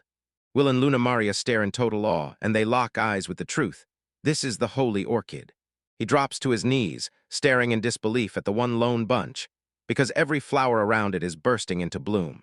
Their horned companion practically explodes with excitement, yelling that this is it. Our final trial is almost done. They carefully tuck the precious flowers into a pouch, then get ready to carry them off safely. They grip the secured orchid side by side, and together they soak in a victory-filled moment like they just won it all. He'll tell them to sprint out right now and beat the cave before more dragons come slamming back. The adventurers burst out of the pitch-dark cavern and step into the blazing open mountain range. They kick off their trip home, blasting out of that deadly nest and putting distance between it and them. Will strides on with his companion, and their mission is almost finished. Staring straight at the sun, Will grins and says they'll blow through this trial with plenty of time left. He beams at Luna Maria, thanking her for tracking down the holy orchid. She breaks into praise and tells him he's proven himself, an absolute dragon slayer. Next, they rush the plant to the goddess and beg for her blessing. A sudden rustle from the nearby bushes tears the calm apart in an instant. A breathtaking buck, crowned with a massive rack of antlers, strides into the clearing like it owns the night. Will's eyes go wide as he blurts out Max's name, shouting Max, like he's just spotted a lifesaver. With a stunned grin, he tells his surprised companion, "That buck, it's my friend." Max the buck shoots Will a silent, razor-sharp look that says everything. Luna Maria stares on, still clutching that precious bunch of orchids in her hands. She remembers Will can talk to animals, then she snaps at Max for showing up. The buck and Will trade signals in total silence, its face set with serious, urgent intent. Will's friendly smile drops away in an instant, and realization hits his face like a sudden bolt of light. His face twists with pure fury as the realization hits. Mother Maria has set them up. Luna Maria is left reeling when his sudden, scorching rage erupts out of nowhere. With chilling certainty, he declares that their trial isn't over yet. Luna Maria gasps, horror crashing over her as she finally realizes they've been played. Will shoots the same accusation again, his voice dripping with bitter resentment. He snaps his gaze to Luna Maria and the buck, then confirms what Mother Maria has been lying about. The buck stands stone still, delivering a grim message like a cold omen. Leaves Russell reeling as Will grimly processes the new, terrible information. Luna Maria leans in and demands, "What do you mean?" her voice trembling with pure confusion. Will strides beside his friend, the buck, and drinks in every last piece of the truth. He whips his gaze back to his companions, hand braced on his chin as ideas start to spark. A grim look hardens his face as he braces to lay out the whole situation. He strides right beside Max, and his mind spirals through the nightmare they're trapped in. He softly pats the buck's head, and you can feel how desperate it's begging him to understand. Will blurts out that Max has a brand new fawn on his hands, and it's gravely sick. While hunting medicinal herbs to heal herself, the fawn's mother suddenly collapsed. Luna Maria listens, and the moment it clicks, dread crawls across her face. She gasps as the puzzle pieces finally snap into place, like everything's falling into focus at once. Will felt it hit her, her worst fear, and then she realized the holy orchid is the only thing that can save the fawn. He presses Max for who spilled it, and he already knows the truth, Mother Maria. Max the buck gives a solemn nod, and you can feel the dreadful truth land like a crushing blow. Will blurts that he'd known all along, and the betrayal hits his voice like a crushing weight. Luna Maria watches, frozen in shock as the cruel test crushes all hope. He clocks that Miria already knows Max is suffering, then engineers the whole trial around that truth. He grilled Max about his daughter's condition, demanding to know just how urgent it really was. Luna Maria can't stop wondering if this is some cruel test meant to see how kind, or not, they really are. She thinks handing Max the flowers would blow their whole trial. Will jerks his head, because he knows his mom isn't the type to get all sentimental. He says with ironclad certainty that coming back empty-handed will spell their failure. Luna Maria hits the stark choice, grab the orchid or risk everything to save the fawn. Will realizes there's no safe way out, so they brace for a brutal, dangerous trip back into the dragon's nest. The sun kept climbing, like a countdown clock, shouting that their time runs out at noon. Will's face shows the kind of inner chaos that feels like he's getting forged in a moral fire he can't escape. He clenches his fist, and the truth hits hard, He's forced to make an impossible choice or everything shatters. In a bright, sunlit room, a bucket of water rests on the floor like it's waiting for something big to happen. Mother Maria, calm, radiant, and dangerously graceful, sweeps the room with steady, silencing strokes of her broom. Through the window, Will spots his two female companions waiting outside, right there at the curb. She wipes the wooden surface clean, her movements smooth, slow, and razor-focused. A pair of hands snaps the wet cloth back and forth over the bucket, like a splashy drumbeat in the air. In a bright, sunlit room, they drag Miria, this woman named Miria, into a tough interrogation over whether she's gone too far and started bossing everyone around. Ronan, all muscle and menace, slumps against the doorframe and sizes her up with a sharp, judgmental stare. Myriad spins around with a sharp, annoyed snap, clutching her duster at the ready. Two Chibai versions go at it, and Myria snaps at Ronan for showing up dirty. Ronan threw out a tired, exasperated sigh, like their non-stop bickering had drained him dry. He sneaks a grin under the bed, teasing her about uncovering Will's secret treasures. Miria hurls him into the floor, grinding his head down as she screams that he's the one behind it. With one sharp yank, she yanks his ear hard enough to make him wince with instant discomfort. Her face softens, and that calm, unshakable confidence tells you Will is going to crush his trial. Elsewhere, someone presses Ronan hard. Do you truly think you'll pull this off and succeed? He shoots back with zero doubt, insisting Will could wipe the floor with a dragon. His face twists in an instant, eyes bulging with shock as horror creeps in. He yanks Miria by the shoulders and snarls, demanding to know exactly what she's done. Miria turns back to him with a calm, almost wicked little smile that makes it feel like she's already 2 steps ahead. Ronan's face tightens as he listens. Then it hits him, piece by piece, and the whole situation finally clicks into place. His face hardens into reluctant understanding, and a faint irritation sparks there. Miria checks the fawn and confirms it's sick, and then realizes her own stash of herbs is completely gone. She fires off a rhetorical question about getting tons of flowers, then straight up shuts down the idea. The reveal hits hard. These clustered orchids only bloom deep inside the dragon's nest. Myriad spots it right away. Will's trapped under a ticking clock, and he's got a +1 riding shotgun with him. A shadowy, thorn-choked backdrop blares out the deadly trap she's meticulously set. A thought bubble pops up with Will as Miria reasons that there's no reason for him to gamble with that risk. A sly, satisfied smile curls across her face as her brilliant scheme finally gets exposed. Luna Maria grips the one and only precious bunch of holy orchids like it's her entire world. Maria's voiceover snaps in. Only one bunch thrives in the cave's shallow end. Ronan grins, finally getting just how brutal her test really is, down to the last cruel detail. Myriad smirks, certain Will's kindness will yank him straight into the real, far bigger danger. She nonchalantly pitches the idea of airing out Ronan's futon, while he just waits there for them. Ronan's face hardens again, and his eyes snap into a bold, no-nonsense challenge. Myriad spins back, acts all innocent, and shoots him a sharp question, what's wrong? He gives a low, smug little chuckle, already seeing right through her act. He whips around and blasts her for underestimating Will, like she's gotten away with it for way too long. Myriad pops off with a wildly dramatic shriek, throwing a furious fit as she flat-out denies the accusation. Ronan drops into his seat and calls her out, flat-out accusing her of being wildly overprotective. He says Will's growth won't fully take off until he finally leaves that mountain. A vision of Will flashes, and suddenly you see it. This kid is already fully capable, and he's flying solo like a true independent young man. Luna Maria's face flashes on screen, her eyes brimming with worry, but her resolve burning just as bright. A worried father buck just stares, tense as a drum, waiting to hear what they decide next. Will whips around to Luna Maria and the deer, gripping the moment as he's set to announce his choice. Luna Maria cradles the orchid close, then nods and agrees to hand it over to her friend. She flat-out declares she can't look away, because the danger her friend is in is real, and it's coming fast. Will flashes her a soft, gentle smile, thanking her for understanding. Luna Maria blurts out her fear, sweating over the tiny amount of time they have left for the trial. Will's voice rings with confidence as he tells her she has nothing to worry about. He announces he'll charge back into the dragon's nest by himself.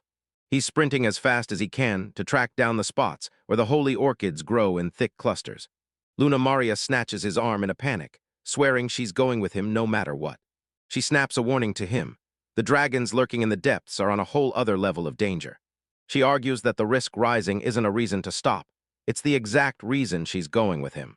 Her grip loosens and her hand slips off his arm as she keeps firing back, refusing to back down on her point.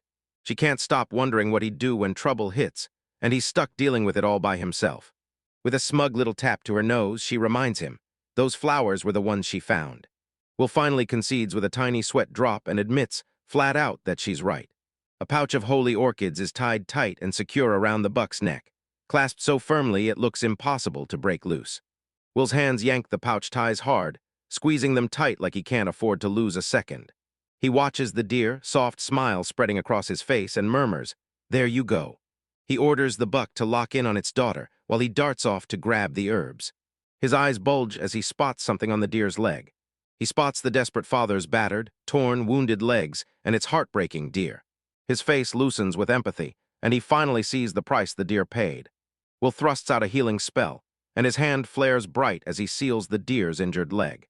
The deer's legs glittered again, fully healed, completely wiped clean of every wound. He sends it his warmest wishes, praying that his spirited fawn stays healthy and shows up thriving real soon. The deer rockets into the forest, and Will's screaming into the trees, begging it to come back. Will and Luna Maria lock eyes with pure determination, ready to take their own turn next. Suddenly, Will scooped Luna Maria up into his arms, shocking her into silence. He breaks it down. This is the quickest way to blast through the cave.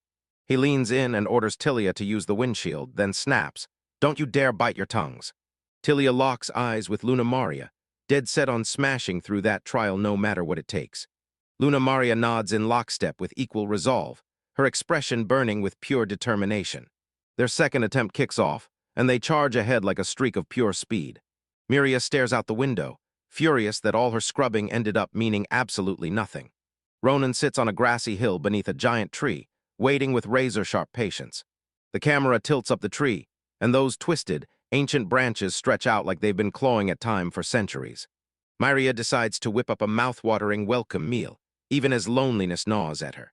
Vandal leans toward the window, book gripped in his hands, soaking in every beat of the day. The chapter title page slaps you with a rugged cabin perched on the mountain, like it's daring you to look closer. Ronan strides into the kitchen and asks Mary if they should head back soon. Vandal leans in and asks Miria straight up if she's still sulking about while storming out. From the balcony, he spots it and lets out a smug little oh-ho, like he's clocked the whole secret. He leans in and reminds her they can't keep Will locked up like a bird in a cage. Ronan glares at the setting sun and declares, with total confidence, that his moment is almost here. A heavy boot slams onto the grassy path, and you can feel the determination in every step. Will and Luna Maria came back clutching a huge bouquet of holy orchids. Ronan and Miria stand there as they're greeted, ready to spill the news. "We're home." Miria glances back, her face brightening with pure relief and that warm, proud glow of a mother. From the porch, she lights up and waves them in as they come up to the house. A hand ruffles Will's hair with warm, proud force, like it's staking its claim on his smile. Ronan beams with pride and congratulates Will, practically cheering at how far he's come. And he even praises Luna Maria for bringing those orchids flooding back.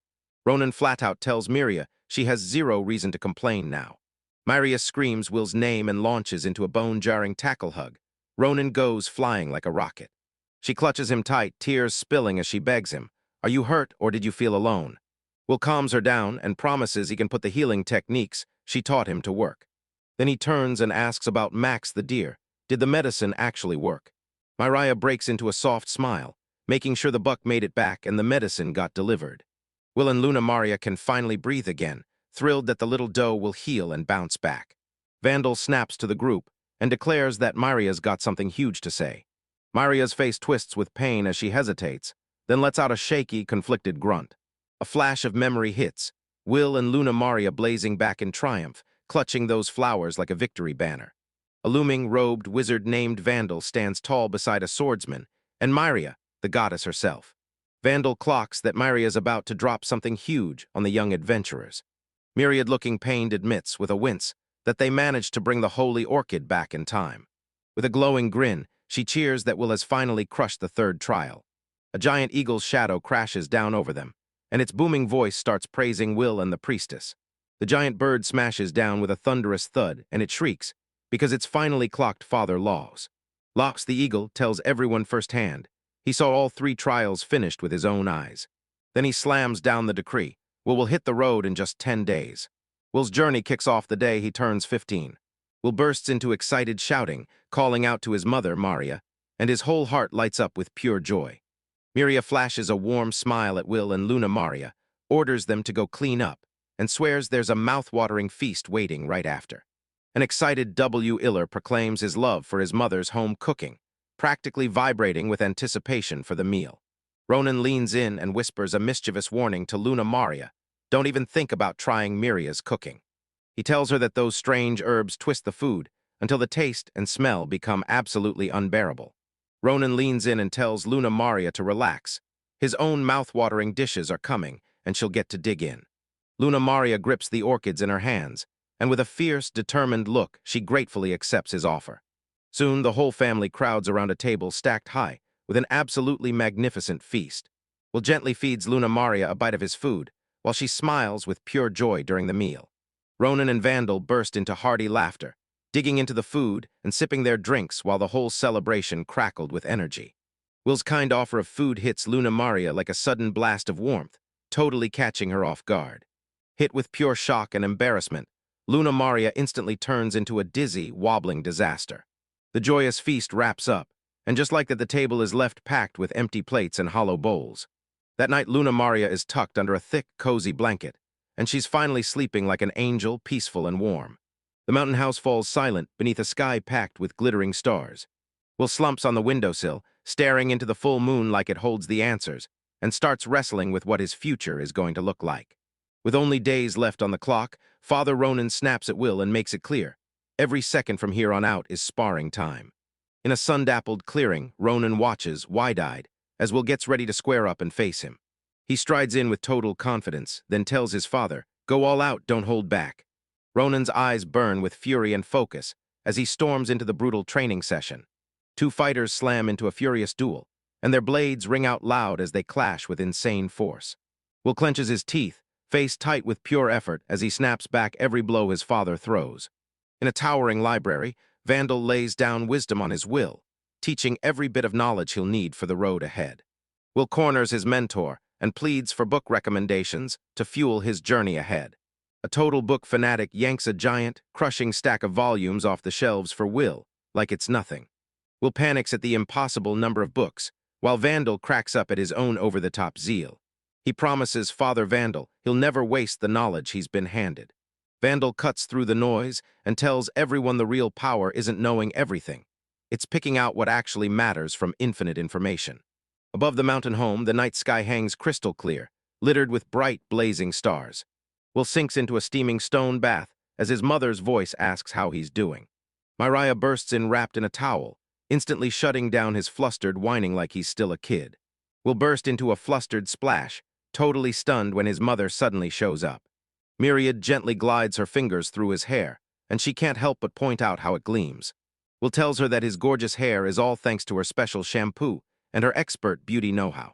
Myria's face turns gentle, and that warm, motherly love spills out as she takes care of her son.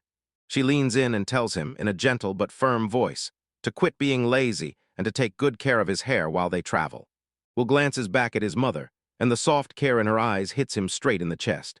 She leans in close and plants a warm, loving kiss on his cheek. Myriad tells him, "If this journey starts beating you up, come back home anytime. You're always welcome." She offers to wash the rest of him, and panic explodes in his chest as he scrambles out fast. Will blurts that he's leaving in a hurry, completely flustered by how forward his mom is. Will and Luna Maria kick off a mountain tour, with the great Wolf Schultz guiding them every step. Luna Maria pours out her heartfelt gratitude to Lord Will, thanking him for opening his home to her. She tells him that getting to see his homeland with her own eyes has been her dream for ages. Will beams at her and promises he's thrilled to show her, even though he's totally cut into her family's bonding time. He promises she'll never be bored, and a soft smile lights up his face. The two of them start laughing and trading playful splashes in a crystal-clear, sparkling brook. Will lights up as he talks about his favorite spots, the fruit-stuffed forest, the breezy hilltop, and the singing brook. He perches in the tree as Luna Maria's cheeks flare red, totally hooked on that mouth-watering fruit. A whole swarm of friendly forest creatures floods in, waving like crazy and greeting them with big warm welcomes. A proud stag and a tiny fawn stare ahead with soft, curious eyes, like they're soaking in every moment. The whole crew settles into a calm clearing, and the forest animals circle them like they're watching something special. Will stretched out on a grassy slope, totally relaxed with Luna Maria right there beside him. 10 days after the trials, the final countdown hit. Departure day had finally arrived. Vandal, Ronan, and Maria huddle together, watching Will in proud silence, like every beat of their hearts is locked to him. He cinches the straps on his travel pack tight, then grips himself and charges into the journey. He pats his pack one last time, making sure every strap and buckle is locked down tight. He taps his foot like a countdown, his whole posture screams, "Let's go."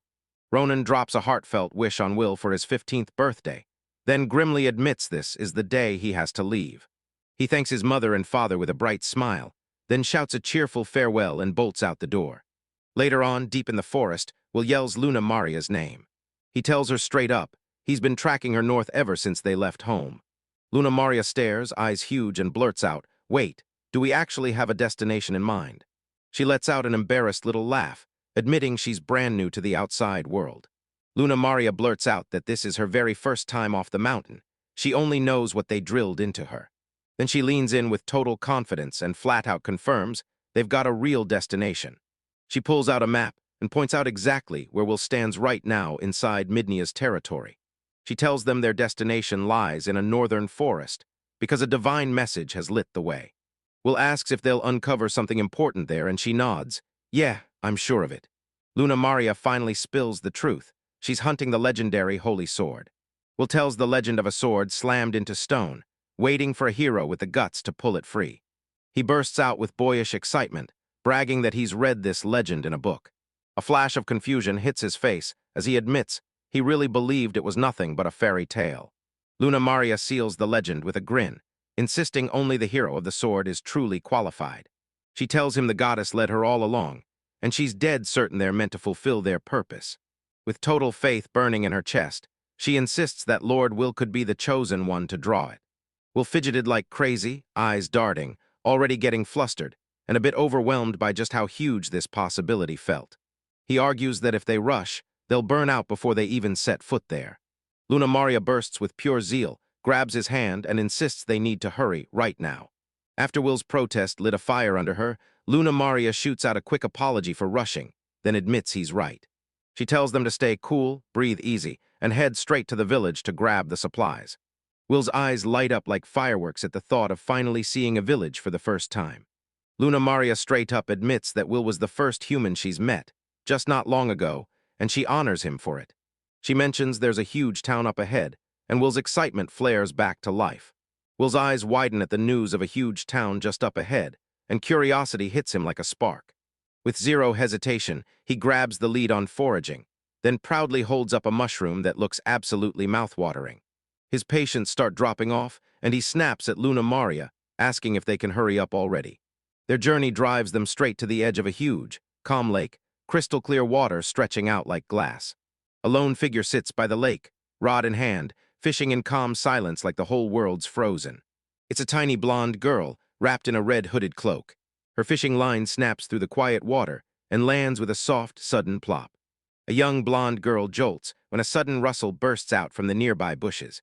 Her eyes bulge and tears spill as she yells, terrified that a bear might be coming closer. Leaves hiss and branches crack harder and harder, like something huge is creeping closer right now. Brandishing her fishing rod like a weapon, she erupts into a scream, telling the threat to back off. Her heart thunders with fear as she locks eyes on it, her face frozen in full-blown, jaw-dropping shock. With trembling hands, she grips her makeshift weapon tight as her stomach knots. She's ready to face whatever's coming. From the shadows of the bushes, a dark-haired young man and his graceful companion burst into view. Her eyes shoot wide with shock when she spots the two unexpected travelers. Fear crumbles into confusion as she stammers out the question, are they even human? Two sides square off in a ridiculously tense chibai standoff that's so dramatic it's basically comic relief. The young man just stares, cheeks burning with a sheepish smile while his eyes look utterly confused. That calm lakeside vibe shatters as someone blurts out, "So, did you catch anything?" With a massive sigh of relief, the girl exploded into laughter and roasted them for giving her such a scare. She laughs, shaking her head, and basically scolds them. "Don't you ever scare me like that again." The three are finally parked by the lake, sitting close and calm. Every trace of the tension has vanished. Will leans in and tells her, "Me and you, this is a journey, then fires off. So why are you really here? She drops the truth like a bomb. She's here to challenge the lake's kingfish for her master, the hero everyone cheers for. Will's face snapped into sharp surprise, and curiosity lit up the moment someone said hero. He blurts out in shock, staring at her like, "Wait, are you really saying you served the hero?" With her chest thrust out like a banner of victory, she declares, loud and proud, that she's the servant of the hero of the sword. Will's heart pounds like a drum as he blurts out his real, burning desire to meet that hero. She can't stop lamenting, "Where's the great hero? He's just sitting at the edge of the forest, waiting." Luna Maria sulks right beside him, shooting one furious question. Why would that girl march into a deadly forest by herself? The girl flashes a confident grin and insists the hero trusts her completely, even though her catch so far is nothing to brag about.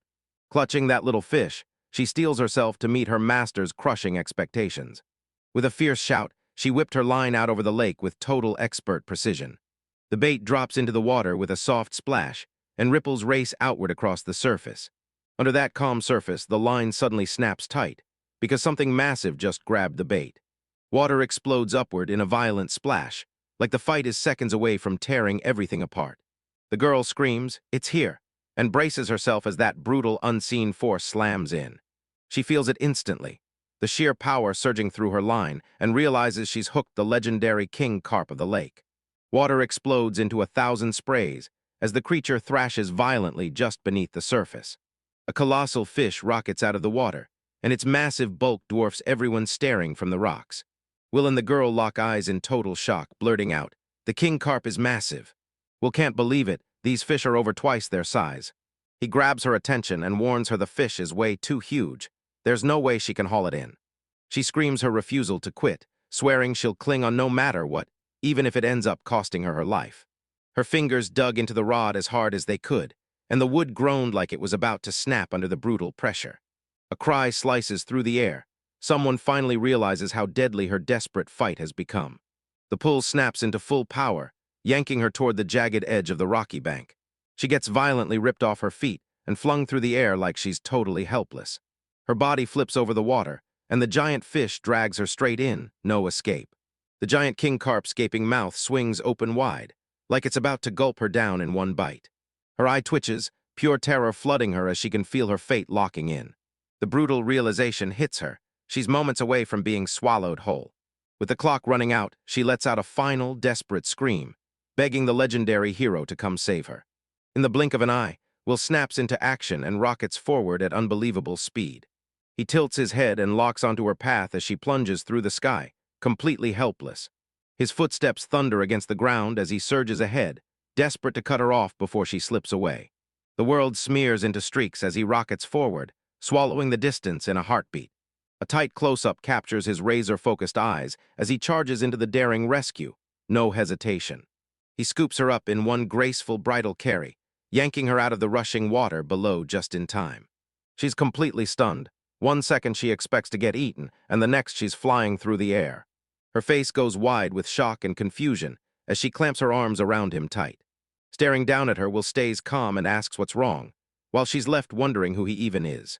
Overcome with emotion, she choked back tears and wrapped him in a heartfelt "thank you, thank you." She waves it off with a humble smile, then sighs hard, because she's stuck with nothing to give in gratitude. She lets out a frustrated sigh, staring at her fishing rod like it's been brutally snapped in half, clean as a cut. Will's whole body tenses up as he wipes sweat away, praying that she never clocks that he was the one who cut the line. Luna Maria sharply notes that carrying that massive fish back would have been flat-out impossible. The girl nods and finally gives in. She slams the brakes on her quest and heads back to her master. Will stares at her, and surprise flickers across his face the moment she makes that sudden move. She asked to tag along on their journey, and they instantly welcomed her without a second thought. With a steady breath, she reaches out her hand, ready to introduce herself properly to her new companions. She declares, "I'm Lynx," and then Will steps up and tells her who he is in the priestess asterisk, Luna Maria. The three fall into step and stride through the sun-dappled forest, and just like that, a brand new party is born. Lynx couldn't believe it. Luna Maria, the priestess, wasn't just serving prayers, she was also Lord Will's servant. She's stunned, barely able to accept that a priestess of Gaia would ever kneel as someone's servant. Reliving the rescue, she blurts out excitedly, "Is Lord Will some famous wizard?" Will snaps back and denies he's a wizard, then adds with zero pride that he's nowhere near famous. He jabs a finger toward the mountain and says, "I just tore out of that legendary peak where the gods are said to live." He leans in and tells the girl who refuses to believe him that he truly grew up there. Link bursts into laughter, brushes off his wild claim like it's a joke, even while he swears, dead serious, that it's the truth. Luna Maria wears a calm, unstoppable smile, dead certain that one day everyone on Earth will know Lord Will's name. Link brags to the world, shouting that her master, the hero of the sword, won't be beaten.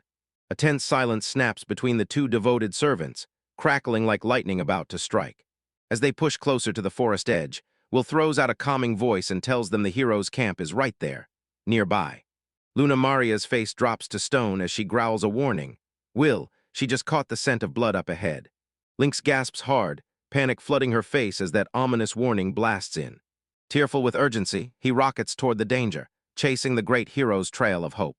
Luna Maria throws down the challenge and demands that she and Will charge right into the chaos with her. The clashes get louder and louder, like a war is exploding just around the corner. Will and Luna Maria press up against the trees, and pure shock flashes across their faces at what they're seeing. A brutal skirmish is raging as a swarm of goblins closes in on a fallen comrade. Three girls from the sidelines gush and swoon nonstop, chanting their heroes just plain cool. With a cocky grin, the warrior declares that only thick-headed goblins would ever dare to stand against him. In the clearing, the hero Levine roars that every goblin is trapped. None of them are getting out. He belts out his full title, ***, the Great Levine, hero of the sword ***, and then he starts charging to strike. Will and Luna Maria stride into the clearing, and the sight hits them like a punch, pure shock on their faces. Will stares, jaw half-dropped in stunned awe, as he finally recognizes the legendary figure. Levine throws himself into a dramatic, heroic pose and declares, loud and proud, that he's the true hero of the sword. He stands tall over the fallen goblins, smirking like he's already clocked the next wave of attackers. Sword cocked and ready, he taunts the goblins, daring them to charge straight at him. Once again, he roars out his name and hammers it home with the title, ***, the Great Levine, hero of the sword. The goblin horde shrieks in unison, rage swallowing every inch of his arrogance. Levine stands ready to strike, looking exactly like the legendary champion everyone keeps talking about. From the edge of the clearing, Will and Luna Maria watch the battle explode in front of them. Will earned the name Hero of the Sword, and as murmurs spread, he stared with pure awe. The hero's fan club explodes with cheers, and everyone's whispering, "Who are these new guys, really?" Now that Lynx is out there with the crowd, she cups her hands and screams loud encouragement at the great hero. Lynx, just a kid, blurts out in sheer relief that Lord Will and his companion are finally there. She blurts out an apology for bolting, then lets out a huge breath of relief, because Will is really okay. With bright hope in her eyes, she fires off the question, "Have you seen my master?" She jabs her finger at the blonde warrior and declares, "That's Master Levine." Will and Luna Maria leaned in, staring at the hero's lean, striking frame. Lynx starts gushing with pure admiration, swearing her master's blade can split boulders in half. Unimpressed, he mutters that he can pull off feats like that, too. A snarling horde of goblins tightens their grip and charges straight for the hero. Levine coolly yanks his gaze from his dinner and goes, "About 30 goblins just crashed the meal." He shouts his thanks to the crowd, then slams out a warning, "Back off, danger's right here." Luna Maria deadpans that the worshipful girls are basically the hero's own fan club. We're going to watch, on the edge of our seats, as we try to figure out if this is the kingdom's absolute strongest swordsman. Levine jeers at the hesitant goblins, pressing them for why they're too scared to strike.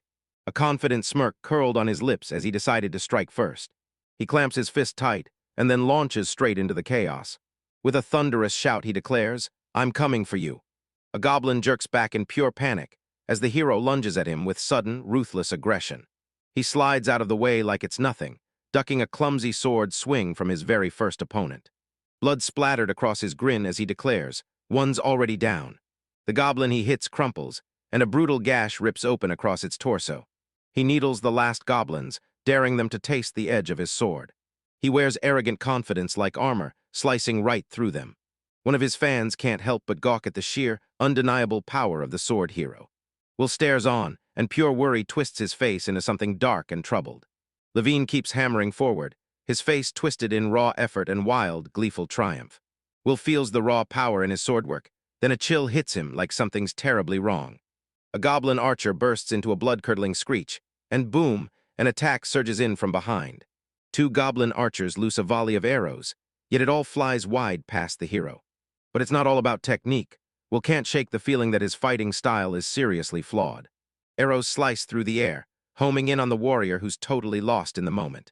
Levine snaps with venom, cursing their insolence as he whips aside the incoming projectiles.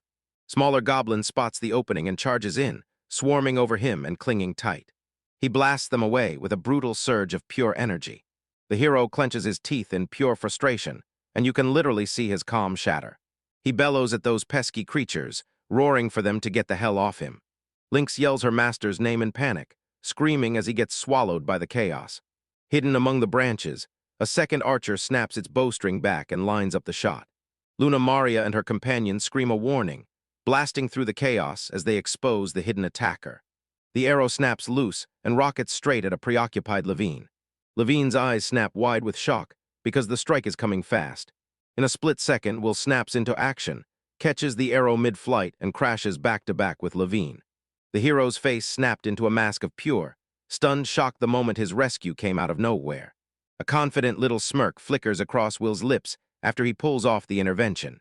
The two swordsmen tighten shoulder to shoulder, bracing themselves to carve through the last goblins. Levine's fans stare in disbelief, one frozen in shock, the other finally letting out a breath of relief. Recovering, Levine snaps into action and pins Will with a suspicious stare, his face twisting in full doubt. He slams his sword toward Will and snarls, demanding to know exactly who he is. A flustered Will blurts out his name, completely baffled that they're snapping at him for simply trying to help. He tells you how he ran into Levine's servant, Lynx, right in the middle of the forest. He steps in and promises to back the hero up during the fight. Levine agrees to the help, but his face screams pure reluctance. The word support visibly grates on the proud hero, like it just crawled under his skin. He lunges in and shoves Will hard, barking a warning to stay out of his way. Levine bursts forward, and Will can't stop staring at him, eyes full of deep thought. Will quickly realizes Levine isn't used to going up against coordinated fighting groups. He snaps into action, sliding up behind Levine and setting himself to strike from the rear. Will snaps off a clean, deadly strike, dropping the goblin right out of its blind spot. Levine whips his head back, stunned out of his mind by that totally unexpected move. He can't stop staring in his own head, amazed like he's never seen a blade move that clean in his life. The hero's fans are totally baffled, because out of nowhere, a tough new boy just shows up. They slam Will for trying to steal the spotlight from their hero. Luna Maria roars for Will, shouting that the mother goddesses are backing him all the way. Lynx can't believe it. She blurts out that Lord Will is just as incredible as her master. She stomps her foot, stunned by how effortlessly he wields magic and swings that sword. Up in the rafters, Levine stares down at Will, and the idea of needing help makes him bristle. His pride gets crushed, and that hurt turns into clear, seething displeasure he can't hold back. A fallen goblin sprawls on the ground, battered by the battle and left as its helpless victim. A hulking goblin cackles like a nightmare, winding up to smash its next victim. Levine's companion gasps and screams a warning as the monster barrels closer. That massive goblin whips its club through the air with pure, brutal force. A sweeping shot catches, Will cutting down goblins like a storm while Levine glares at every move, ready to judge it all. A goblin gets ripped apart, graphically split in two, while blood explodes into the air mid-snap. Will's eyes tighten with razor focus as he keeps up his relentless, perfectly timed assault. Levine throws himself into a heroic pose on a tiny cliff, soaking up every second for his audience. His fans stared in shock as the goblin got split clean in two out of nowhere. They instantly swear the mighty hero pulled off that feat in the blink of an eye. Levine scoffs and takes full credit for that spectacular kill. He brags loud and laughs hard, like he's already sealing his enemy's fate. Will totally dismiss the hero's arrogant claim as nothing but ridiculous nonsense. His mind whirls nonstop, terrified it might be a sword flash hiding right inside that technique. He's sure only a swordmaster can pull off a move like that. He grits his teeth and snaps that even he can't pull it off. So now he's left staring at this kid like, how in the world did you pull off that feat? Will snaps his focus back to the battlefield, eyes sharp as blades. He strides right up to the remaining goblins, and they twitch with terror. He sliced twice in quick succession, and dropped the last of the creatures for good. In a wider shot, the last goblins scramble and bolt straight into the forest. Rage surges through Levine as he slams on the brakes and orders them to stop. Then he raises his blade like a judge's verdict. He clicks his tongue in pure frustration as his prey slips right through his fingers. Link rockets toward her master, slinging dashes as he shouts for the great hero. She praises him on the spot, stunned by how fast he cut through the goblins like it was nothing. Will tells Levine he didn't come alone. He brought his servant, Luna Maria, with him. Lynx hangs her head, confessing she missed the giant king carp. She tells the story of how Lord Will swooped in and saved her at the very last second, right before she was about to be eaten. Levine snatches her, then coldly spits that she's nothing but a useless servant for coming back empty-handed. Will's face tightens the moment he sees the hero's cruelty. He steps forward and tells Levine she has no business speaking to her like that. Lynx lunges in, snaps at Will to wait, and swears, no doubt, that it's all her fault. The hero's furious fans start grilling everyone, demanding to know who Will and Luna Maria really are. Even after everything they've put him through, the Lynx swear Lord Will hasn't done a single thing wrong. Levine, the blonde swordsman, squints with a predator's stare and locks in his next move. Towering over the dark-haired young man, he rips into him for how that goblin fight went earlier. His grip crushes the sword hilt as he spits that this newcomer feels totally wrong, like he's just scraping the nerves the whole way. Levine thrusts his blade ahead and vows he'll force his opponent to face the consequences of his choices. In a dramatic close-up, he snaps a sharp order at the young man, unsheath your sword. Two warriors step into place, and that dual tension crackles between them like lightning. Dark-haired Will leans in with a hard stare, locking onto the challenge like it's already got him in its sights. With a calm, unshakable tone, he nods and agrees to the duel, taking the challenge head-on. Luna Maria, his companion, snatches his arm in panic and begs him to hold on, just for a moment. A tight close-up catches her hands clamped on his arm, yanking him aside with all her strength. Will whips around to look at her, and pure shock hits his face when she suddenly steps in with that fierce intervention. Breathless and urgent, she grabs his attention and warns him. This isn't some random swordsman, it's the hero of the sword, and he'll be fighting like one. He flashes a confident grin and tells her his swordmaster is a god, so he's got this. Flustered, Luna Maria finally relents and admits the truth. She was totally caught up in the title for a second.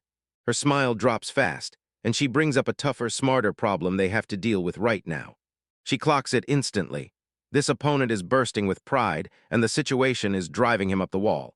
She can't help thinking this smooth, easy win might come back to bite them, only days into the journey. She points out that dodging the duel might be the smartest move before everything spirals out of control. Will hangs on every word of her counsel, his face sharp with deep, restless thought. With pure resolve, he turns away and tells her, "Leave it to me," swearing he'll figure it out somehow. Levine storms in from across the clearing, fuming and barks, demanding to know exactly how much longer he's supposed to wait. Stepping up, he'll apologize for the wait and officially accept the hero's challenge. Levine scoffs at Will for clinging to his woman, then, right in front of him, admits he can feel an intriguing vibe.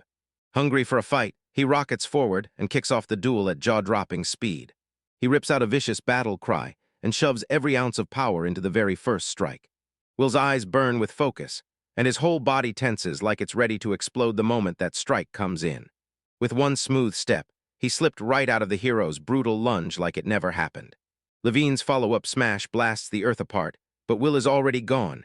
He's leapt out of the blast zone just in time. He grudgingly applauds that flawless dodge, and then admits Will didn't even have to fight back. The hero leans in, smirks, and taunts. "So how long do you think you can keep dodging like that?" Will plants his sword in a defensive stance, bracing to take the next strike straight on. Their blades slam together with a brutal clash, and sparks explode as the shockwave rattles through everything. Levine's eyes bulge with shock as he gapes. How on earth did Will catch his punch with those skinny arms? His shock vanishes in a flash, replaced by a real grin as he recognizes just how much talent Will has. Levine slams forward with everything he's got, shouting that his opponent can't dodge this lucky streak forever.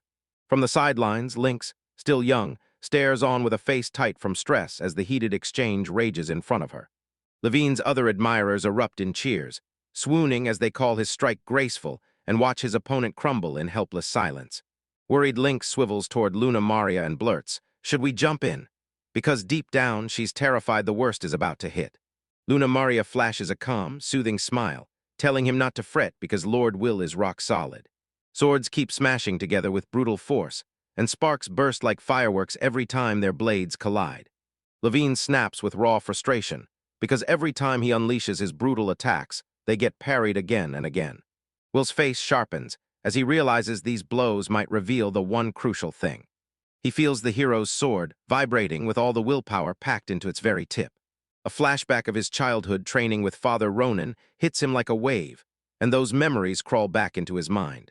In the flashback, Ronin snaps his voice at a trembling young Will, telling him straight up, he can't be fooled. His father calls him out, saying he's just pretending to practice, because the truth is, his eyes are locked on something else big time. Blushing, he admits that he promised his animal friends he'd explore that cave with them. Ronin, his father, lets out a tired sigh as his student's youthful distractions pull his focus. He locks eyes with the young, attentive Will, and starts driving home a lesson they can't afford to miss. Ronin tells them straight up, this fight isn't won by raw power alone, it's won by standing your ground no matter what. He keeps going, saying it's not just about winning, it's about clinging to what you truly believe. The memory plays as Ronin unleashes a devastating fluid sword strike, showing off power like a storm breaking loose. He tells Will to pour his fighting spirit right into the very tip of his blade. The lesson keeps rolling as he tells Will to fuse his own vow to protect his allies too. Ronin warns that if your will slips even a little, an opponent will pounce on it and turn it into their opening. The young one wobbles hard, fighting just to stay upright under the crushing weight of the lesson. He finally crumples to the ground, wiped out completely after that brutal training session. Will looks back and realizes he couldn't so much as move a muscle until nightfall after that brutal session. Even through the pain, he grinned, realizing he'd learned something brand new, and he turned to thank his father. Right here in the present, Will can feel the fury pouring off the very tip of Levine's sword. He clocks the hero's real emotions, frustration and hesitation, because this isn't pure strength at all. Levine's face twists with pure frustration, like he can't believe he's being tested by an opponent who thinks they own the battlefield. He can't shake the question in his head. Why is Will so unbelievably skilled when he used to think his own confidence was pure talent? The hero's eyes pinch shut with suspicion, as a cold, uneasy dread crawls up his spine from his opponent's unnatural knack. Levine stares in shock as Will slips past every one of his attacks like he can see the future. It's like his opponent's eyes can rip open his mask and stare straight into his soul. Enraged, Levine snaps and screams at Will to stop staring at him with that sharp, perceptive gaze. In the final make-or-break moment, Will's sword gets blasted away from his grip, and he staggers backward, fighting to stay upright. His companions shout his name in panic as he drops hard to the ground, disarmed and helpless.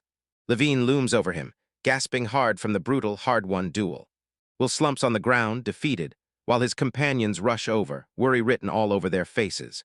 He pushes himself upright, admits defeat, and crowns Levine as the real hero of the blade. A tight close-up locks on Will's open palm. He's surrendering, loud and unmistakable. Levine flashes a tiny, smug grin, savoring his win like it's already guaranteed. After the duel ends, Will wears a small, nervous flinch, but he still accepts it, like he's bracing for whatever comes next. Levine admits he hadn't handled it like an adult at all, still blazing with fury over those goblins that slipped free. His fan club goes wild, screaming and cheering as they celebrate the hero's amazing, hard-fought victory. Lynx puffs out her cheeks, huffing with a little annoyance at the whole thing. Luna Maria leans in close and whispers to Will, demanding to know if he landed that last, decisive hit on purpose. Will flashes a sly, knowing grin at her sharp question like he's already one step ahead. He tells them, I remember my dad playing chess. Vandal would play so slick, he'd let Asterisk Ronin win every time. A while later, Levine steps out of his tent and stands in a brand new, clean patch of the woods. His gaze sharpens into steel as he surveys the new campsite they've set up. The last clearing lies wrecked, covered in the corpses of goblins that got slaughtered. Link steps up and shouts at the legendary hero, ready to bark out every order and lead the charge. Levine burst out that they were pulling camp. No way they'd get trapped with a sea of goblin corpses all around them. An excited companion instantly nods and blurts that she's getting ready right now. The three companions trail behind Levine as they blaze out of the old grim campsite, leaving it all swallowed by the past. Will corners Levine, firing off the question, what's his game plan after this showdown? Levine tells them they're not stopping, pushing on toward Northwood to hunt down the legendary Holy Sword. Will's eyes lit up like fireworks the moment they brought up the legendary blade. Levine realizes the time has come to split ways, so he grabs thanks in his voice and tells him, for real, he saved his life. Will reciprocates, telling them he cherished their time together and can't wait to see them again. The two locked into a solid handshake, and Levine shot Will a wish to stay safe on the road ahead.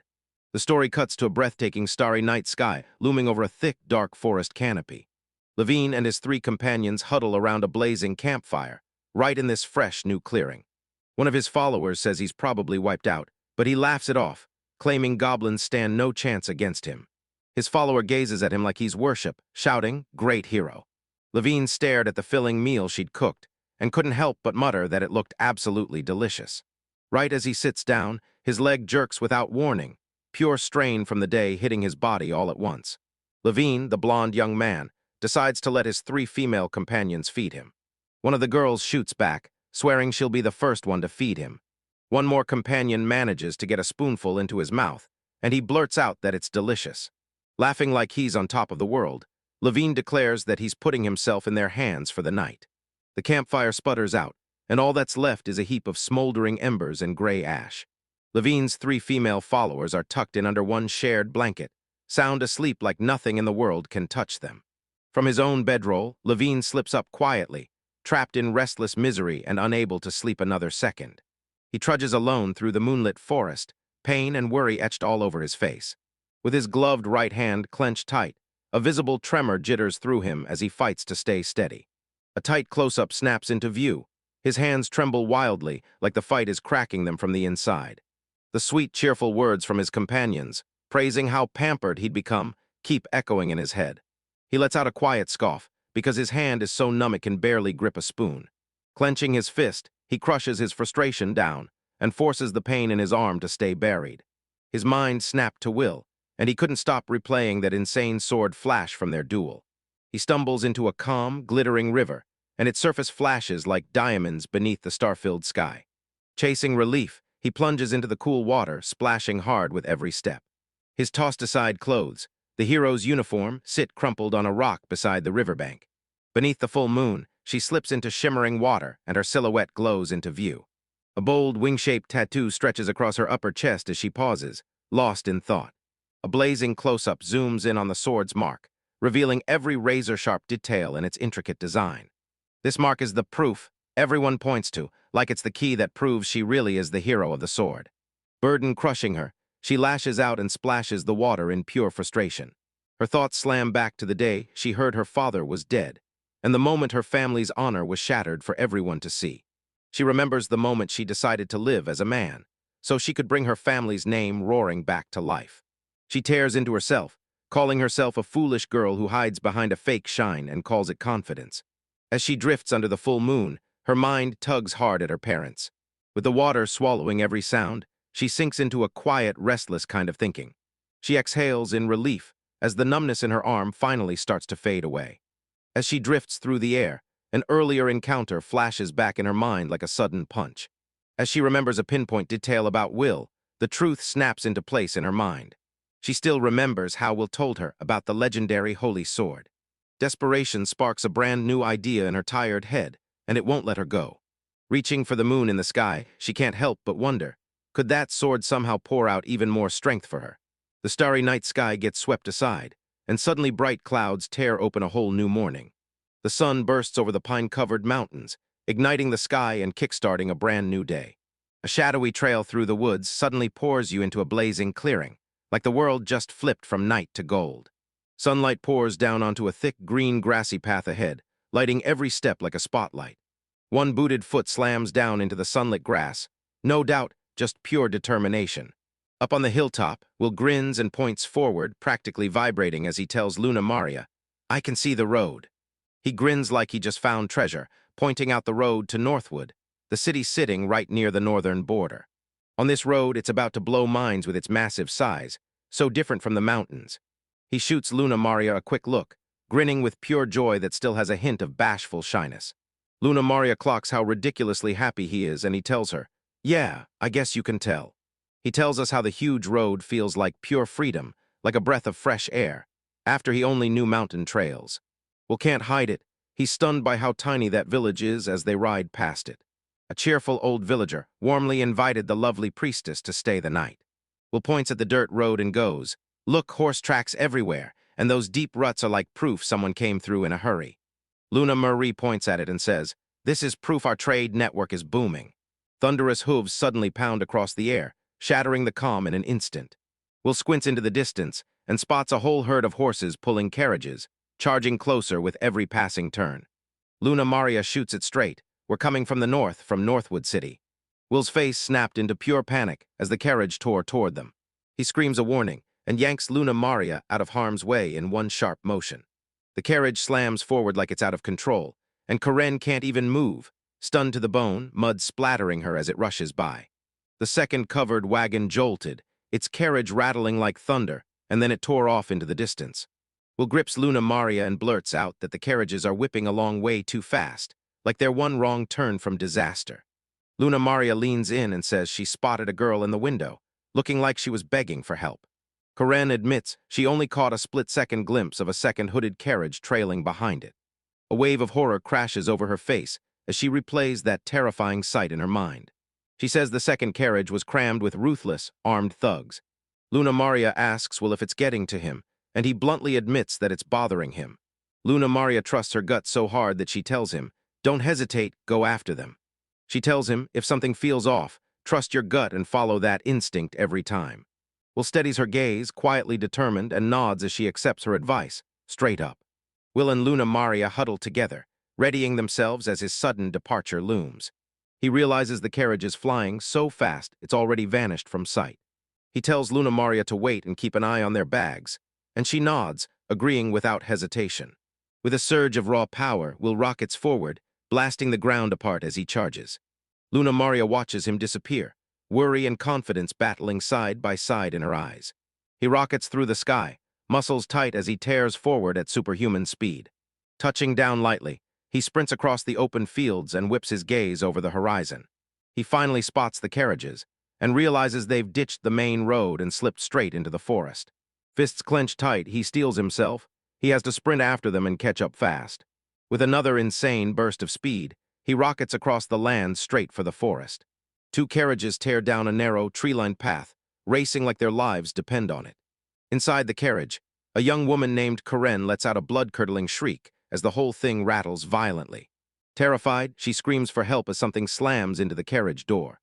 A brutal strike from the outside smashes the door's wood, and the splinters fly everywhere. The door gets ripped off its hinges, and Karen screams in raw, unfiltered terror. A scarred, bald brute snarls from the open doorway like he's about to tear someone apart. Karen jerks in terror, instantly clocking the engraved danger right on top of her. The thug lunges into the carriage, a vicious grin twisted across his face. He smirks, locking in her identity. She's the Anaheim Company's daughter. He tells her straight up, "I've got a job to do and you're coming with us." A thunderous thud slams down from above, jolting both the thug and Karen out of their tracks. The thug snaps his head up, totally baffled, trying to figure out what on earth is making that noise. From the second carriage, another thug yells that someone's up on the roof. The first thug flinches in shock, his eyes snapping up to the carriage roof. Climbing to the top of the vehicle proves it. His suspicions were dead on. The thug inside erupts in rage, roaring like a beast as he demands to know where the punk is hiding. From above, Will rockets in and yanks the thug's fur-lined collar in a blur. He gently but firmly tells the guy, "Yeah, you heard right, I did come flying in." The thug gets violently spun around and then blasted out of the carriage. Will just stands there, face set, as the thug's body slams onto the ground outside. He snaps his focus to Karen, and there she is, still shaking in the corner like she can't breathe. Karen's body trembles with terror, her eyes bulging in pure shock at the sudden violence. Will slips into the carriage like a shadow, and right behind him, a second thug drops out cold. He blurts an apology for scaring her, then steps in and says he's her rescuer, Will. Karen jerks her head up in shock, instantly spotting him as the same man from the main road. Will confirms her suspicions the moment the pursuers yell that there's trouble. Young Karen snaps her head up in pure shock when someone fires a question right at her. In a desperate voice, she shoots forward and shouts her name. She's the daughter of the Anaheim Company. She drops the truth.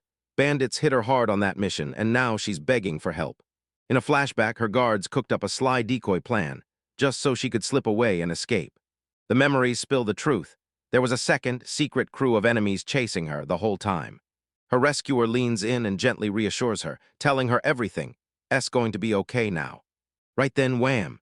A crossbow bolt blasts through the carriage window, shattering glass with a thunderous crash.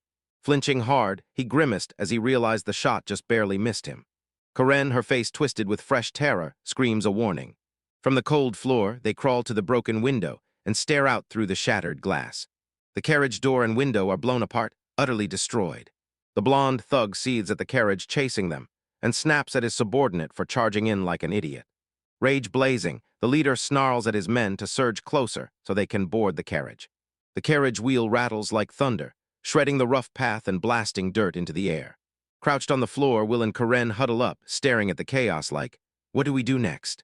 Will kept snapping glances out the window, frantically plotting a move to throw off their pursuers. He spots the driver slumped in the seat, an arrow buried straight through his chest.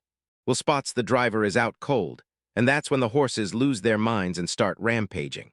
He rises to his feet and grills Karen, asking straight up if she's ever driven a carriage before.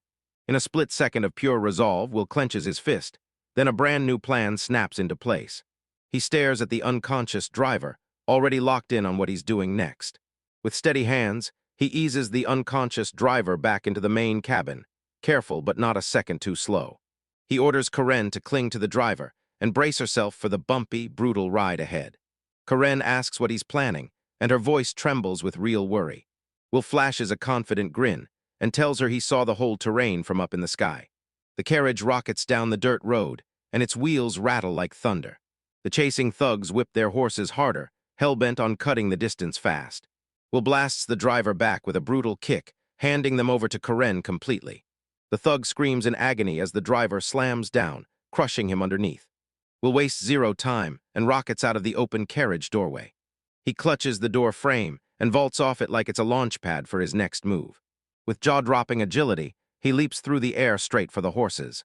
His boot lets out a soft whoosh as he rockets through the sky. He drops perfectly into the saddle, straddling one of the mighty white horses hauling the carriage. Talking to the startled creature, he gives it straight praise. Its loyalty to its master is real, and he knows it. He leans in and commands the horse to listen, his face blazing with total focus. The horse seems to get every word, snorting and neighing right back as he gives the command. A roaring carriage slams down the forest trail, hurling up dust and scattering debris like thunder itself. Frustration erupts in their throats as the pursuers spit curses, baffled at how their quarry can make everything so hard. Will shot a glance over his shoulder at the carriage hot on his tail, and everything suddenly clicked into place. A grim, satisfied grin flickers across his face as he realizes, yep, it's going exactly according to plan. He remembers soaring above the area, soaking in the land below like he owns the sky. His memory screams that a brutal cliff is waiting just up ahead on the road they're taking. His plan, hit the gas, then use his carriage like a shield to slam the enemy's view shut. He aborts the other carriage, and the lead thug sneers at them, daring them to just give up. Inside, Karen steels her nerves and grips tight as the carriage rattles like it's about to shatter. Will baits the pursuers into getting closer, then drives his horse to a reckless, full-throttle sprint. Right at the edge of disaster, he yanks the rein with all his strength and roars out a command, telling it to turn. The thugs shoved their way in front of him, cutting off his view like, cute, mocking him for thinking he could actually escape. Their taunts snap into terrified screams as their carriage crashes over the cliff edge. The carriage and everyone inside thunder into the water far beneath them, sending up a wild splash. Will slams his carriage to a stop. At last, the chase is finally over. In a calm stretch of forest, he rushes to the wounded driver and tends to him like it's the only mission that matters. A gentle green glow spills from his hands as he casts healing magic. His spell's soft glow washes over the driver's wounds, easing the pain in a heartbeat. He tells Karen that the man's life is finally out of danger. Karen stares at him with wide, shining eyes, blown away by his insane healing talent. He tells them to head back to the main road right now, because his buddy is waiting there. He'll stand there with a humble grin and swear his skills are nothing compared to his mother, Myriah. Karen stands there stunned and utterly speechless because his incredible abilities are unreal. She's totally head over heels, sure a kind, strong man like him is her very own hero. The carriage keeps rolling through towering mountains, carving its way across an endless, wild stretch of rock and sky. On the driver's bench, Karen clings to Will's arm with a grin that screams pure happiness. He asks if she'd feel safer inside, but she shakes her head. She wants her special seat. Will can only muster a jittery, sheepish chuckle, completely thrown off by how bold she is. When they arrive, Luna Maria spots Karen's pushiness, and it feels weirdly familiar. Will's companion, Luna Maria, stands there waiting, calm as a still pond, just watching. Karen sizes up the newcomer with a sharp, suspicious pout that screams, "Don't try anything." Right as the carriage halts, Will blurts out that bandits have been hot on their trail. Karen spots Luna Maria at once and instantly clocks her as a threat to Lord Will's heart. Karen strides up to the priestess with purpose, ready to introduce herself. She introduces herself and her company, then drops a shocking bombshell that hits everyone like a punch. Will's jaw drops as Karen declares they're fate-bound to end up together. Will's horned companion whirls toward him, and a thick dark aura spills out like smoke. The blindfolded woman demands, in total silence, an explanation for what just happened. Karen snaps into action, insisting on dragging a panicked Will straight to her family's mansion. Luna Maria politely tries to turn down the invitation, saying they can't stay because their journey is calling. She says they're on a holy mission, on the hunt for the legendary Holy Sword. Will gets stuck right in the middle as Luna Maria glares him down. Karen spots her opening, and a sly smile curls across her lips like she's about to strike. Will and Luna stared, utterly baffled as Maria suddenly fired up with unexpected confidence. She spills the truth. Her family, the Anaheim Company, are merchants right there in Northwood. With a triumphant flourish, she announces, loud and proud, that her family owns the forest. Their carriage keeps rolling down the road, and at last the chaos is put to rest. Inside, Karen tries to shatter the tension with her go-to move, talking about her favorite restaurant. Luna Maria keeps her cool and tells her, "Me and Lord will swing by later, just the two of us." Will can only choke out a shaky, helpless laugh as the rivalry keeps roaring louder and louder. The young man gets trapped in the middle, jammed between two women who can't stop bickering. Electric tension snaps between Karen and Luna Maria as they lock eyes and glare like sparks are about to fly. Totally at his wit's end, Will snaps at them to stop the brawl and go check on the driver. Two women brooded in the back of the carriage, their fight temporarily crushed into silence.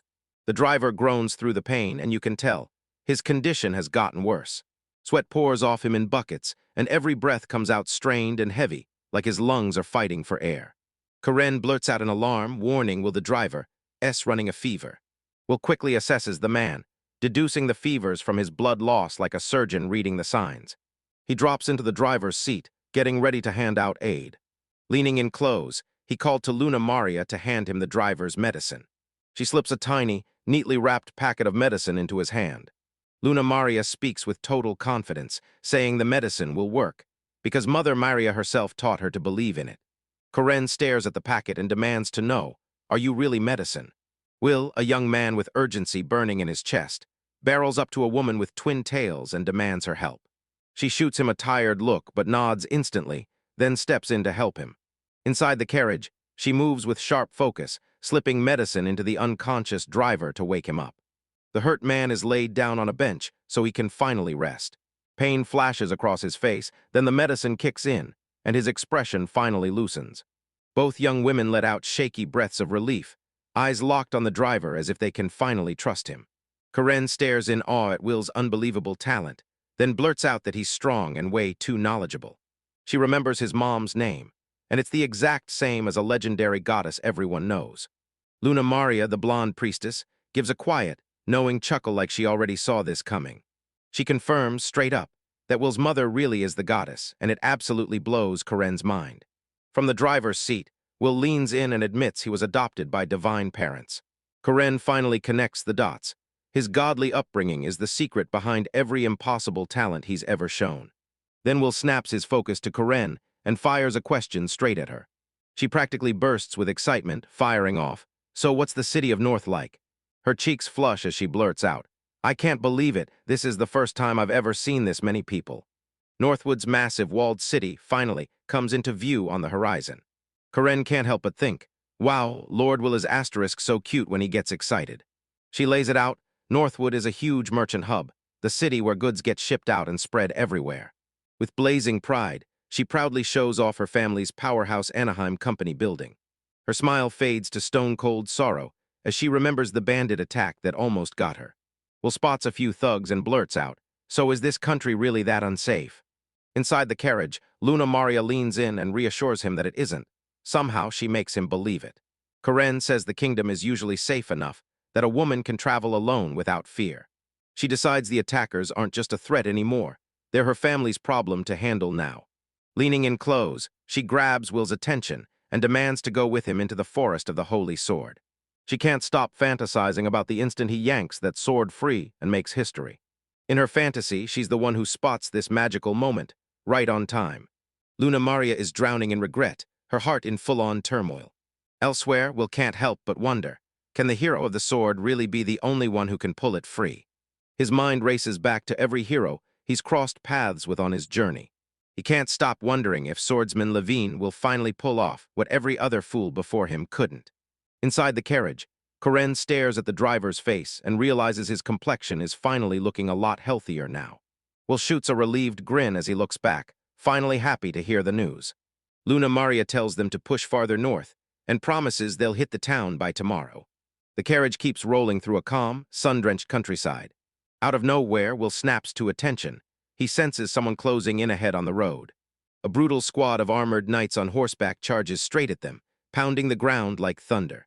Their leader bellows for the carriage to slam to a halt at once, blocking their way cold. The knights close in on the carriage, weapons raised and ready to strike. He leans out from the driver's bench, eyes locked on the tense chaos like he's sizing it up in real time. The carriage slams to a stop right in front of that terrifying, armed wall of soldiers. Dressed in a butler's uniform, he strides down from his horse like he owns the whole street. He leans in and snaps at the driver, pointing out that the carriage belongs to the Anaheim Company. His sharp, suspicious gaze snaps onto the unrecognized Will. Leaning out the carriage window, Karen shouts Johan's name at the top of her lungs, Johan. She leans out of the carriage door, eyes wide with shock. She steps outside with a bright smile and asks Johan, straight up, what he's doing there.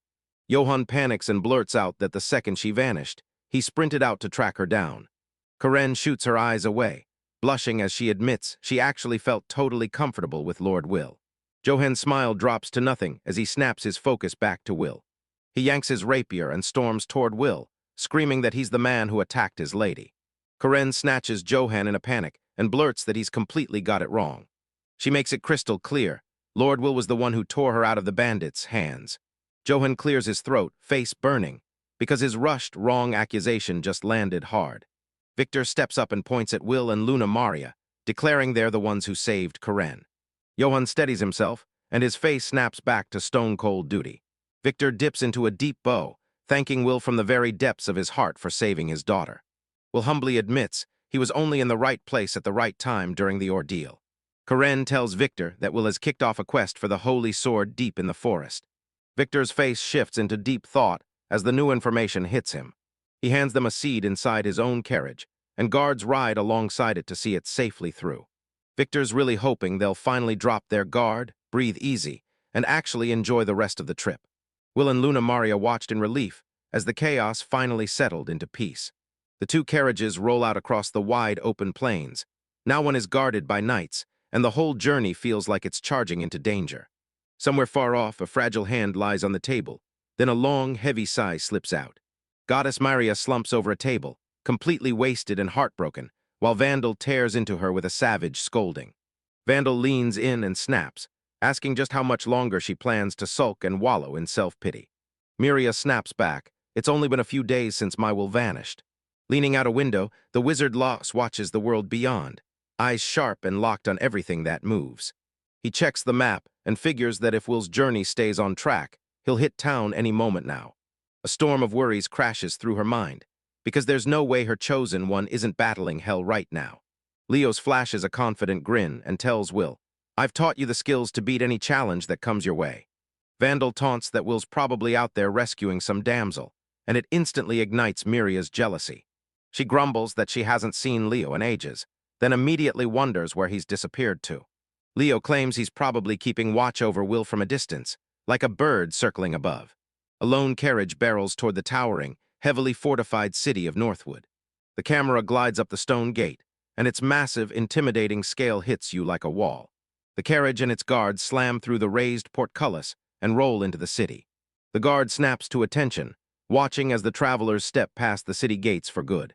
The portcullis slams down behind them, trapping them tight inside the city walls. Leaning into the window, he peers out with his face lit up by sheer wonder. The carriage rolls down a massive, sunlit cobblestone road, glowing under the afternoon light. He can't stop staring as the roaring streets swallow him up, and those towering buildings rise like pure, unforgettable spectacle. The camera tilts up a towering clock spire, and suddenly you see just how huge the whole city really is. Will's eyes swept across the loud, colorful market, packed with every kind of person imaginable.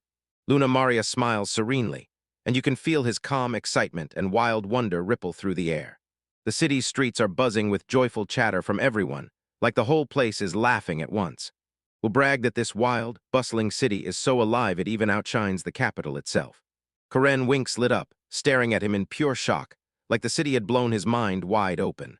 She offers to give them a tour, then stops mid-sentence, because something else just can't wait.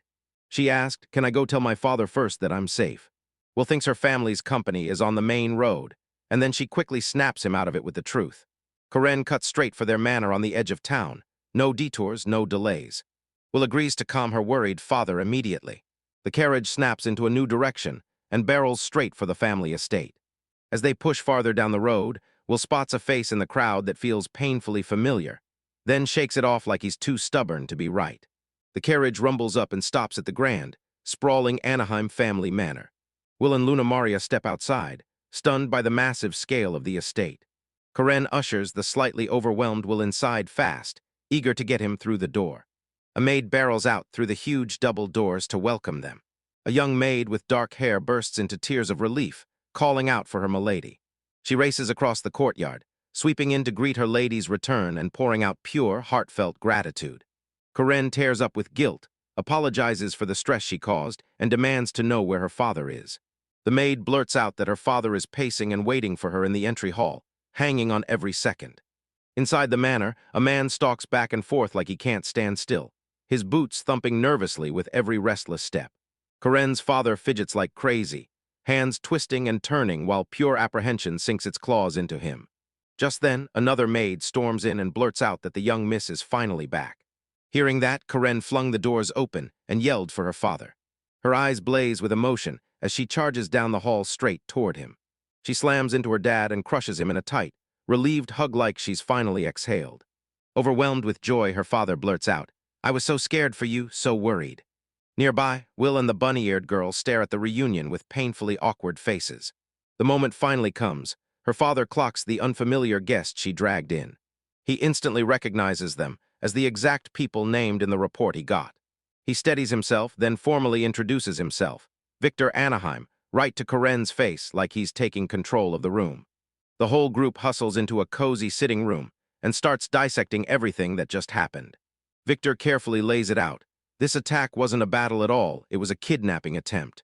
He points out that Will from God's Mountain is the guy who totally shut the whole scheme down. Victor slowly brings the tea to his lips, takes a careful sip, and thinks hard about every word. Will stares at him, all jittery, and swallows hard as he waits for the man's verdict. Victor's eyes narrow to a razor point as he stares down the young man in front of him. He blurts out that he's got a hugely important question, he just has to ask Will. Victor suddenly erupts with emotion, pleading hard for Will to figure out how to make Karen happy. Karen, jumping to conclusions, blurts out in excitement, "So you're saying you approve of our marriage?" Her father admits it'll hurt, but he can't ignore her feelings. Luna Maria hears every word of the exchange, and a single bead of sweat rolls down her face. Victor's face sharpens into something shrewd and laser-focused as he shifts his attention to her. He leaned in and asked the priestess straight up, does anything in their story feel off, strange, or doubtful to her? A slick grin curls on Victor's lips as he gears up to drop his own explanation. He brags that he's a business expert, then claims he can trust what he sees with his own eyes. He remembers the rumor, Will is a vicious fighter with real magical talent. Victor figures this, God's son or a priestess wouldn't ever stand for wickedness. His expression melts into real, earned trust, and you can see satisfaction settle in. He declares that above all else, he'll trust his daughter's judgment. Will's face lights up with emotion, like those words hit him right in the heart, and pure gratitude spills from his expression. Karen can't wait to talk bridal outfits, but Will cuts her off fast. No way. Luna Maria leans in and reminds Victor there's another reason they came to the city. Victor remembers their mission, something to do with the Holy Sword, and it's burned into his mind. He decides to delay that conversation, snapping up a hand to stop Will dead in his tracks. He admits his daughter and her guests must be wiped out from the trip. With a snap of his fingers, he calls out a warm welcome dinner, simple but enough to shake things up. Karen grabs Will's hand with excitement, ready to drag him off to get everything prepared. A stern hand with glasses clamps onto Karen's shoulder, yanking her to a sudden stop. The maid shoots them the news. Karen gets her own private bath, already prepared and waiting. Will is led into a jaw-dropping, luxurious bathhouse, way bigger and more magnificent than he ever imagined. Towel wrapped around his shoulders, he freezes in the doorway, staring at the lavish surroundings like they just hit him out of nowhere. He realizes his mom's knack for finding the best bathhouse was just the warm-up, because this place hits a whole new level. Sinking into the warm water, he can't stop wondering how his mom and the others are holding up. He politely shuts down the offer, refusing to let a maid wash his back. In the next bath, Luna Maria drenches her long blonde hair with a steady pour of water.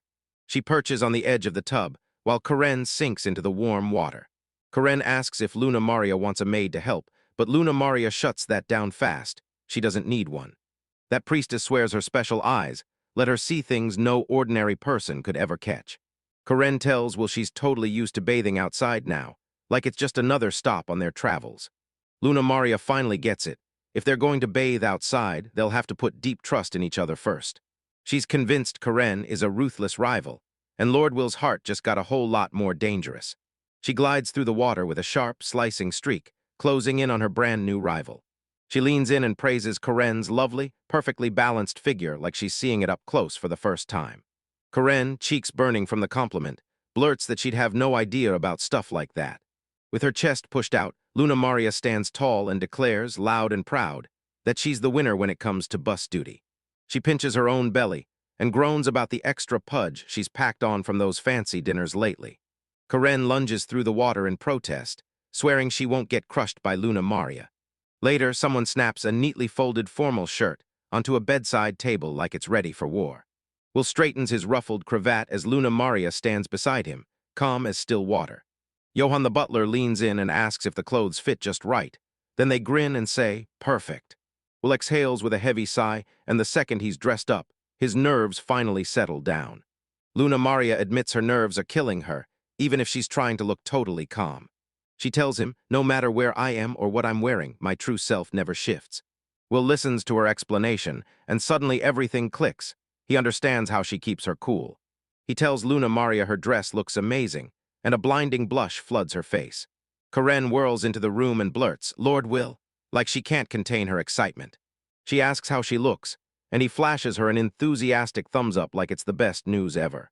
A maid with sharp glasses strides up and addresses Lord Will and Lady Luna Maria. She offers to personally lead them to the dining hall for the welcome dinner. A golden, magnificent roasted bird takes center stage, towering over a feast laid out in pure luxury. The dining hall looms huge, and a long table stretches out, perfectly set for the guests. Victor greets them with a warm smile and asks, did you manage to unwind and actually relax? Seeing Will all refreshed and smiling confirms it, he was.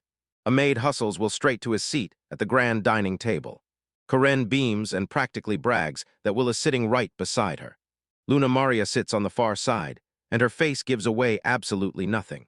A maid with cat-like ears steps in and offers to pour Will a drink. The camera locks onto the maid's unmistakable furry ears. She sloshes a thick, dark liquid into Will's fancy goblet. The liquid twists in the glass like a dark omen, its surface slick and mirror black. Luna Maria's eyes squeeze tighter and brighter as she locks onto the scene with razor-sharp focus. Victor lifts his glass and is seconds away from proposing a toast to his guests. Will's voice slashes through the moment, shouting that the drink is poison. The word poison thunder rolls through the grand manor as a pitch-black sky looms overhead. Victor's face twists in raw shock, like he can't believe the accusation even landed. Karen sucks in a sharp gasp, eyes popping wide as terror crashes in from out of nowhere. The other maids in the room are just as shocked, so stunned they can't even find words. Luna Maria leans in and fires the question at Will. Is your poison claim for real? Will stands there totally sure, no doubt in his mind. Unease ripples through the entire dining hall, and whispers start to crawl from table to table. Karen whips her gaze to Will, her voice shaking as she begs him to confirm it. Will throws a hard, silent nod, his face deadly serious. He tells him his mother, Myria the healer, drilled him on a whole arsenal of poisons. He clocked the poison in seconds, its faint haze and that deadly odor tucked underneath. Luna Maria leans in, eyes sparkling, and asks if she can smell the drink herself. A blonde woman in a stunning gown lifts a goblet to her lips and sniffs it like she's hunting for a secret. She blurts that there's a clue of something beyond plain juice, sending the nearby maids into stunned silence. Panic blooms on her face as she realizes that same weird scent is lurking in Karen's glass, too. Victor, the host, is left speechless when Will confirms the smells have been there in everyone's drink. Victor bellows for his butler, Johan. Johan snaps back, "Yes, sir." With cold, unshakable confidence, Victor declares that his household's food planning is flawless. He locks in on one chilling thought. If Will's right, then one of them is the poisoner. Karen, his daughter, watches with worry and calls out to her father. Victor whips around to Will and fires a question. Does he remember the poison he mentioned earlier? Will doubles down, revealing a secret poison that only one specific race knows about. He whips around on instinct, tasting the words his mother once spoke about that race. Will locks onto the race as the Fox people, his gaze snapping across the maids like he's hunting for something. He jabs a finger and pins his entire accusation on one single maid. He storms up to a servant with fox-like ears and demands to know who she really is. The bespectacled head maid snaps in with pure shock, like she can't believe what she's seeing. She whips around to the accused maid, Dahlia, and demands, "So tell me, did you really do it?" Dahlia panics, snaps out a furious denial, and demands, straight up, why anyone would think she'd do something like that. She tries to smash their credibility, calling their stories suspicious and flat-out impossible. Will cuts through her panic-fueled denials with a cold, barely-there gesture, like her fear doesn't even register. He leans in and dares her, asking straight up if she's really saying the wine isn't poisoned. To prove he means it, Will lifts the goblet to his mouth and goes for the drink. No hesitation. A hand suddenly rockets out and clamps his own hand right before it can reach his mouth. The goblet rips out of his grasp, and the liquid crashes onto the floor, splashing everywhere. Victor glares at Dahlia, his voice razor-cold as he declares she can't fool him. In a blink, Victor yanks out a blade and drives it straight into the treacherous maid. The moment that savage strike lands, the blade snaps back like a whip razor-fast. Victor cradles the would-be poisoner's limp, defeated body, like the fight is already over and the life is draining out. He whips around to Ruby Lil, the head maid, and grills her about Dahlia's work history. Ruby Lil proudly confirmed she'd been a top-notch maid for 6 whole months. Karen leans in from the side and whispers her dad's name, like she doesn't want the world to hear. She realizes it all kicked off 6 months ago. The Galde company turned way more aggressive starting then. Victor leans in and orders Johan to grill the captured maid and drag every last scrap of information out of her. The moment that door creaks open, everything snaps into a new scene in time. Later, Will and a blonde woman huddle side by side on a balcony, the night wrapping around them. Victor bursts in, breathless, and apologizes for how badly the welcome banquet got wrecked. Will leans in, reassures him, and with raw relief in his voice makes it clear. This time, a real emergency never happened. Hearing that, Victor's face instantly warms up, and gratitude floods his expression. A blonde woman strides up and asks if she can ask you something. She leaned in and demanded more details about the Galde company they just mentioned at the table. The moment Victor hears that name, his expression turns grim and worry flickers hard behind his eyes. He kicks things off by telling you Northwood is a wealthy city packed with merchant companies. About a year ago, a brand new company kicked things off and started devouring the others. Fast, aggressive, unstoppable. He clocks the predatory force for what it really is, the Galdig company. Victor calls their business practices evil, cunning, ruthless, the kind that leaves you no choice but to fear it. A map lays it out. Galdic owns the northwest, while Anaheim fights back with everything it has in the southeast. Victor declares that their era of passive resistance is finally over. Karen steps into view clutching a tiny box, all set to deliver her report. She confirms that Dahlia's confession pointed straight to the Galde company as the source of her orders. The maid had no choice. Her family was held hostage, and compliance was the only way out. Her command to poison them came straight from the kidnapping attempt that blew up in her face. Up to this moment, they had zero solid proof, and every time they thought they were close, the truth stayed one step ahead of them. Victor declares, all fire and steel, that it's time to tear the lid off Galde's wicked deeds. Will jumps in to help, but his companion slams on the brakes and warns him not to get pulled into it. With a sly grin, Victor tosses out a cheeky joke, demanding that his future son-in-law join in. Then it all hits him, why they really chased the holy sword into the spirit forest in the first place. The blonde woman boldly asked for his okay to step into the forest his company owned. Victor weighs their request for 1/10 second, and that hesitation shocks Will and his companion to the core. Karen bursts into a wild, furious laugh with a pout, snapping back at her father's teasing. Will grabbed her by the moment and tried to calm her down, swearing up and down it was nothing, just a joke. Victor grins, admits it was all a joke, and instantly waves his permission through without hesitation. He then makes it crystal clear, his permission was never required at all. He tells them his family's fortune was carved out by running the city's massive lumber empire. They can roam however they want, as long as they don't poach or log illegally. He blurts out his gut feeling that Galdi is trying to take over those same woods. They stumbled on the holy sword deep in the forest by pure luck. He tells them, don't hold back, if your journey demands it, go there.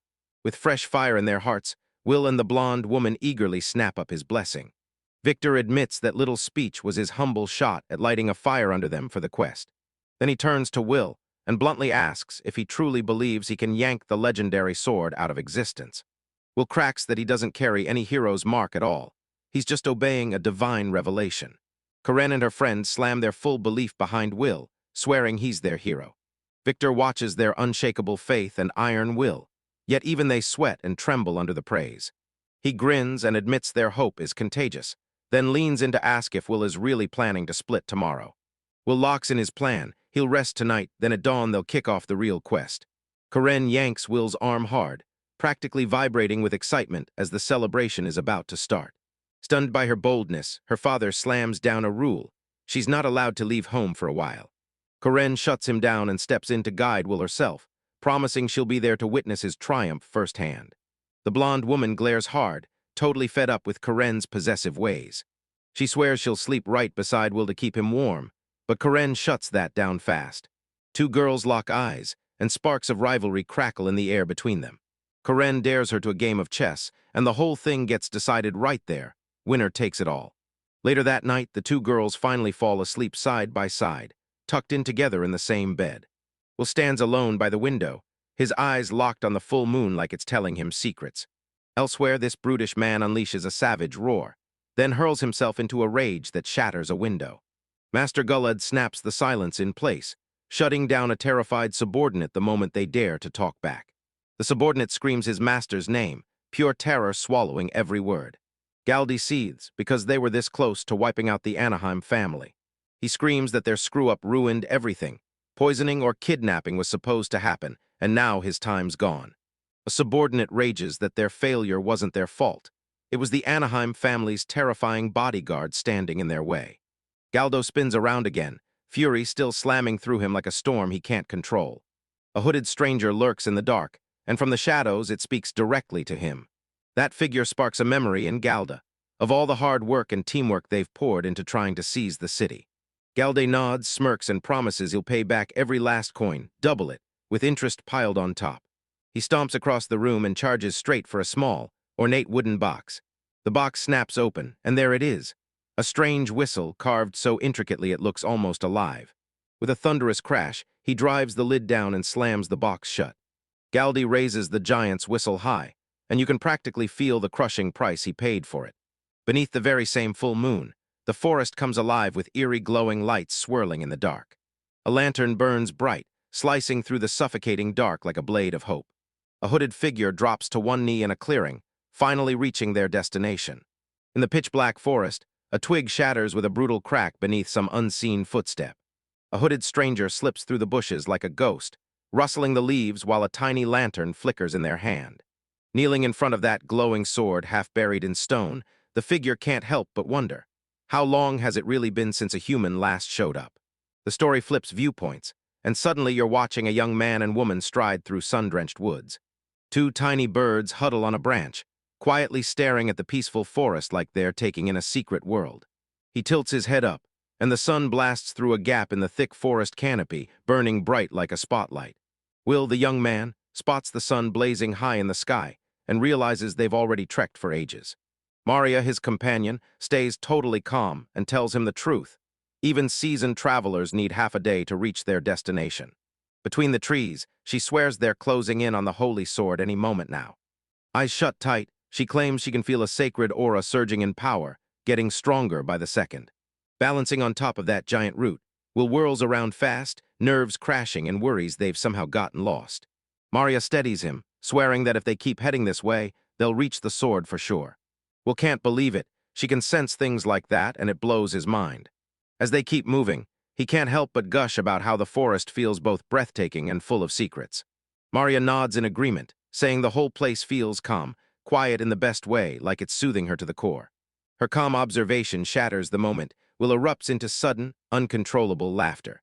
As he apologized, he said the silence made him think of their loud, wild friend, Karen. Maria let out a chuckle, saying Karen was unbelievably lively as she kept talking nonstop in the carriage. Will still remembers Karen's wild, almost desperate drive to get on their side that morning. Maria clocked it instantly. Karen was cheerful as ever, even after everything she'd been through, and that stubborn brightness was exactly what made her so charming. Will's mood drops fast. He finally admits he feels uneasy, praying nothing bad is about to hit them. He steels himself to keep going, then haul back with good news for their friends. He spills the truth and admits he's dying to see that holy sword with his own eyes too. A shimmering, ethereal glow ignites in front of them, lighting up every step of the road ahead. They push into a clearing and freeze, eyes wide as they stare at a sword jammed deep into a massive boulder. Will breathes out in pure amazement as Maria confirms it's the holy sword. Breathless with excitement, Will blurts out that he's only ever read about it in books, until right now. A snide voice cuts through the moment, sneering at his dumb look of awe. Startled, Will and Maria whipped around fast, snapping their gaze straight to the sudden voice that had just cut through the air. Levine, a blond young man, snaps at Will for screaming some poor soul's name at the top of his lungs. Will yells Levine's name in pure shock as Levine keeps going, lecturing everyone on manners like nothing happened. Still a little flustered, Will shoots the arrogant newcomer his own name straight out. He presses him for answers. What's Levine doing here, and is his servant Lynx actually with him? One flash of realization hits. Will finally clicks that the stranger he caught glimpsing in the city was Lynx. Levine beams with confidence, swings his sword like a banner, and declares he's the true hero, then storms in to take back what's rightfully his. He snaps that his servant is in the nearby city, then adds, hard and final, that he's here alone. Maria dryly can't believe it. She's shocked he didn't bring an audience to watch the whole thing unfold. A twitch snaps on Levine's forehead, and it screams that her remark just hit the nerve. He erupts in rage and demands the insolent clowns shut their mouths. Levine snaps his angry hand at them, shouting that the holy sword is his, so get out. With a smug grin, he sneers that some nobody like Will could never pull it off. Will and Maria dug in their heels, staring down every taunt with pure, unshakable determination. They shoot back that they can't walk out, because they rolled in with one clear mission and won't stray from it. The camera locks onto that magnificent blade, and you can practically feel it screaming their shared purpose. Maria calmly tells Will to hold up for a second as she gets ready to speak. She swivels toward Levine with a polite smile, asking permission to fire off just one question. She spots that he beat them all there, then shoots back. So why haven't you drawn the sword yet? Will's eyes widen in pure shock, and she instantly locks onto exactly what her question really means. Maria wonders if the sword has been sitting there for over 10 years. Maybe it's missing one more qualification. Will line everything up, chasing that old legend. Only the sword hero can draw it free. He decides that if Levine can't pull it off, then he's nothing but a fake. That ancient, ornate pattern in the image screams one thing. There's a hidden qualification you've got to unlock before you can move forward. Levine clenched his teeth, swearing that sword was his because it called to him. A flashback hits. He's yanking at the sword, teeth clenched, totally baffled as it refuses to budge for the hero. Back in the present, Will blurts out in disbelief, asking if that sword can really talk. Levine snaps out in a burst of frustration, furious like, what the heck is that sword even talking about? The sword's voice rings out, proving it truly reached the hero of the sword. Introducing itself as Durandal, the sword practically hums about how rare it is to stumble across a real gathering of fated people. Durandal points at the young woman and declares, "You're the priestess of the great mother goddess." It then speaks straight to his will, sensing the god's blessing coursing through him. The sword outright recognizes Levine as its true hero. Levine quietly clenches his jaw because deep down he's sure Will isn't just any kid. Durandal barges in and snatches Will's full attention with its next words. Even with his blessing, Will has zero chance. He can't yank it free. Will squared up to the blade, riled up by the sword's cold, dismissive tone. He snaps back, furious that everyone keeps insisting he has no shot. With pure defiance blazing, Will rockets onto the stone pedestal to face the sword head-on. Durandal taunts him to take a swing, and Will clamps his hand on the hilt, ready to yank it free. His eyes narrow to razor-sharp focus, and you can tell he's locked in, no distractions, just pure intent. Maria yells his name in panic, and he grits his teeth, wrenching himself against the hilt with a roar. The air snaps with every ounce of his strength, but the sword won't budge an inch. Maria stares at the sword, and it won't budge at all, like it's fused to the ground itself. Levine squints from afar, watching Will's futile battle unfold with a smug little smirk. Maria can't stop watching, worry clawing at her heart as Will strains every ounce of strength. Durandal's voice cuts in cold and certain. Your effort won't ever work. Sweat drenches Will's face as the sword snaps that he's just burning his energy for nothing. Levine blares out loud, taunting Will for all that big talk, and for how it ends in total failure. Rage surges after the taunts, and Will snaps that he's finally truly pissed, then vows to unleash his full strength. With a savage burst of power, he rips the entire stone pedestal right out of the ground.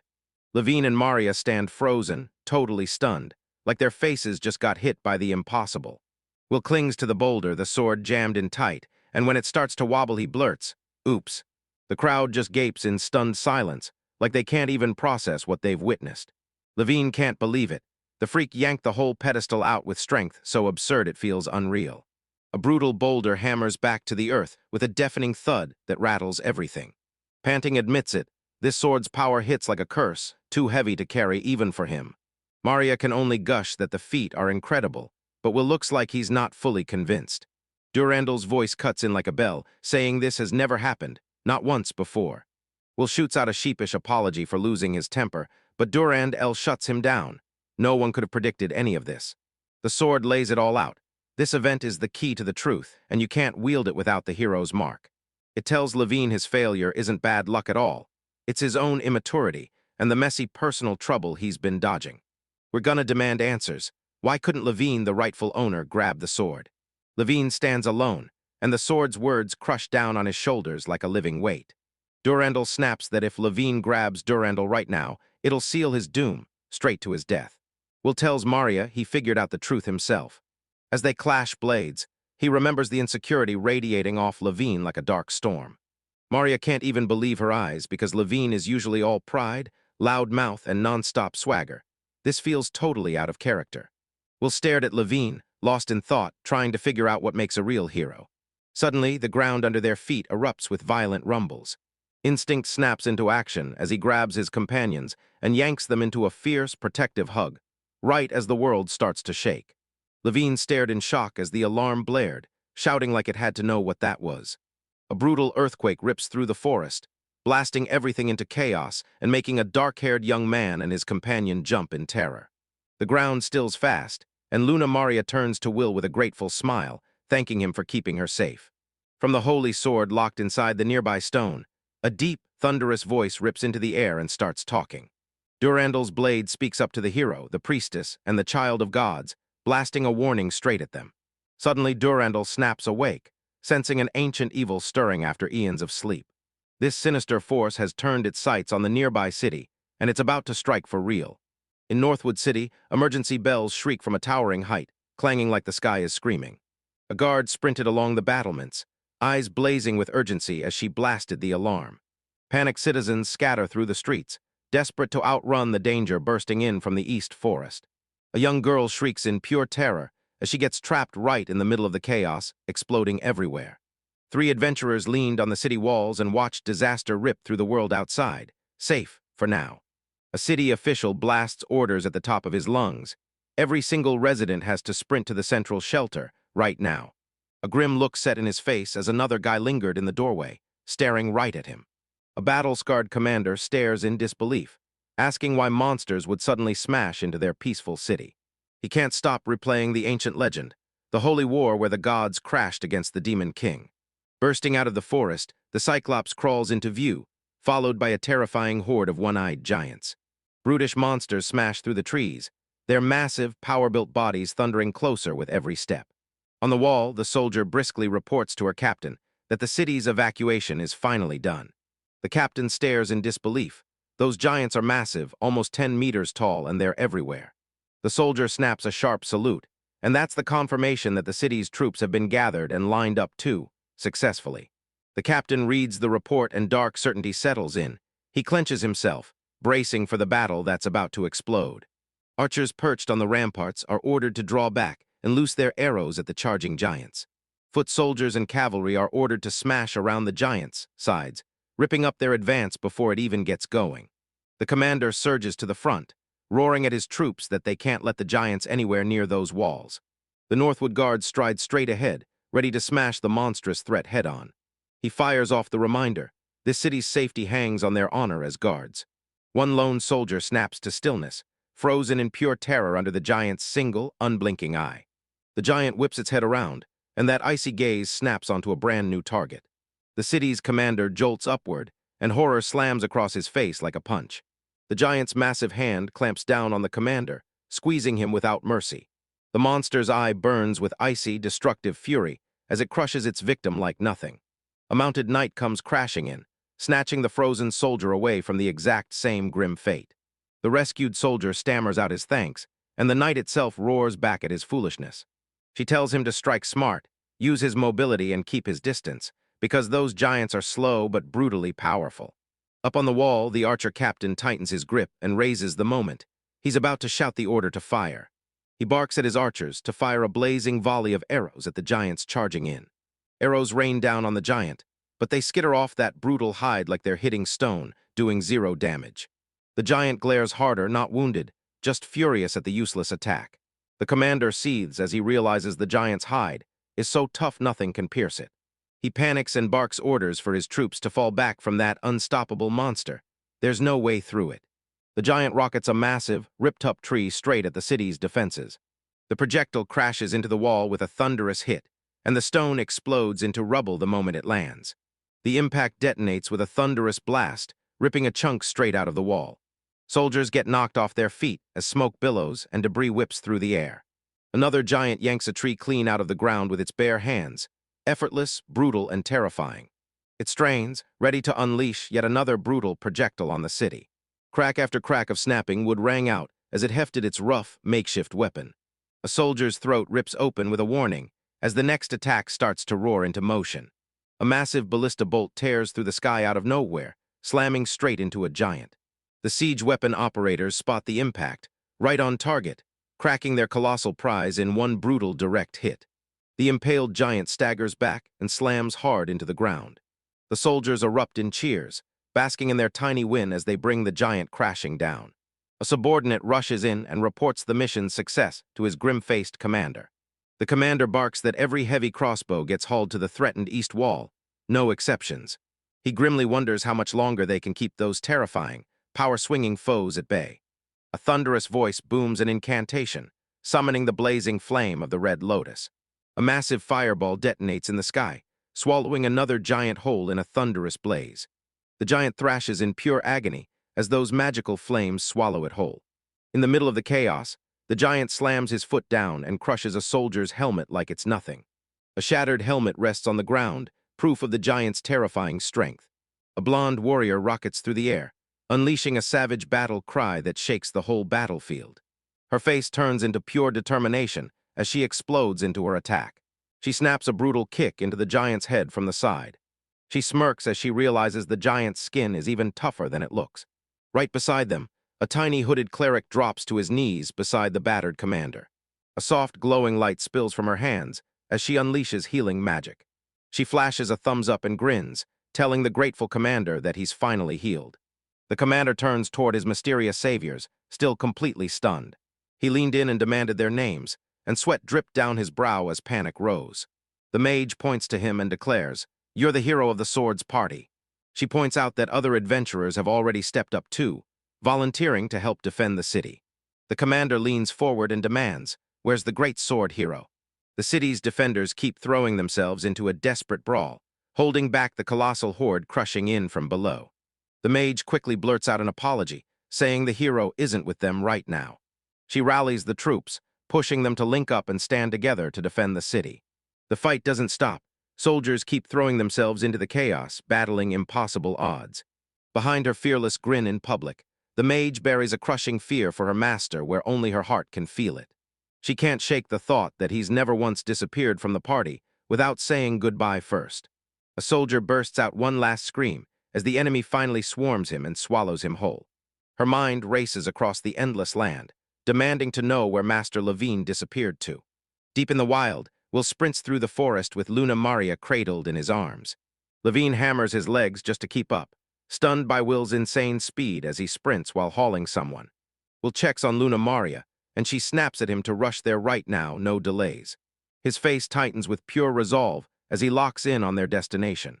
Levine's instincts flare, he senses danger, and he demands, "So what do you mean by that, Will?" Will bursts the news. This land's ancient, world-stopping seal has been shattered wide open. Levine's eyes go wide. He can't believe what he's hearing, and he blurts, "What kind of seal are you talking about?" Will recounts the ancient legend of the Holy Sword to his companions, like it's a story meant to shake them to the core. He starts telling you about a time when God actually walked the earth and waged a holy war with his own hands. The war finally slammed shut when the gods sealed the Demon King away. The Demon King's Cyclops army wasn't just defeated, it was sealed away right here on this very land.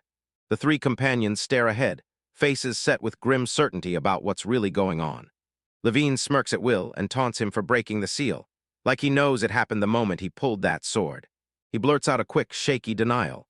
Then, just like that, relief hits him hard as he realizes the accusation won't stick. Luna Maria wore a worried expression as she repeatedly reached out on her weekly calls to Lord Will. Will nods, and you can practically see it click. He knows exactly how serious this just turned.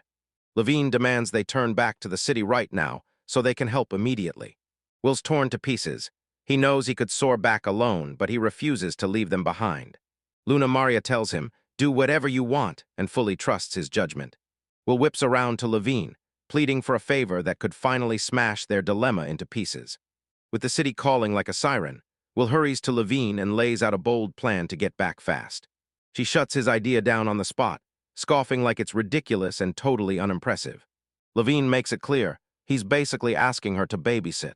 Levine snaps that she's got her own people to protect, then declares she'll head on ahead.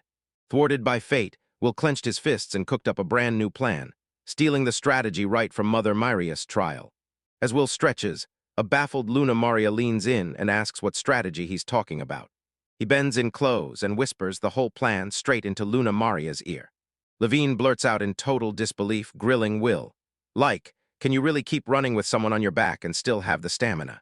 Cradling Luna Maria, Will confidently declares he's an expert at tearing through the forests like he owns the place. With a tough little grin, he tells Levine to sweat it. He's not letting her get left in the dust. Levine's taunt slams into him, and his face twists with shock, then hardens into pure competitive rage. She snatches his challenge with pure fury, shouting that it's a race. Whoever hits the city first wins. As they sprint through the forest, Luna Maria fires the question, "Are you really sure you're turning back?" He confirms they're coming back, and drops the bomb that he's still holding onto her borrowed power. She brushes off his worry, convinced she can slip back to the city all by herself. Will's mind snapped to the city, and dread clawed at him as he worried sick about Karen and her whole family. Staring at the distant city walls, he calls out his hope that everyone behind them is safe. Inside the mansion, Karen snaps to the window view. Then a thug lunges in from behind and snatches her. A car barrels away from the Grand Anaheim mansion, beneath a gloomy, cloud-choked sky. Lord Victor Anaheim storms into his study, the weight of the day sitting heavily on his face. He drops into his chair in a heap, the stress crashing down on him like a tidal wave. He pinched the bridge of his nose and fought to make his brain accept the impossible news.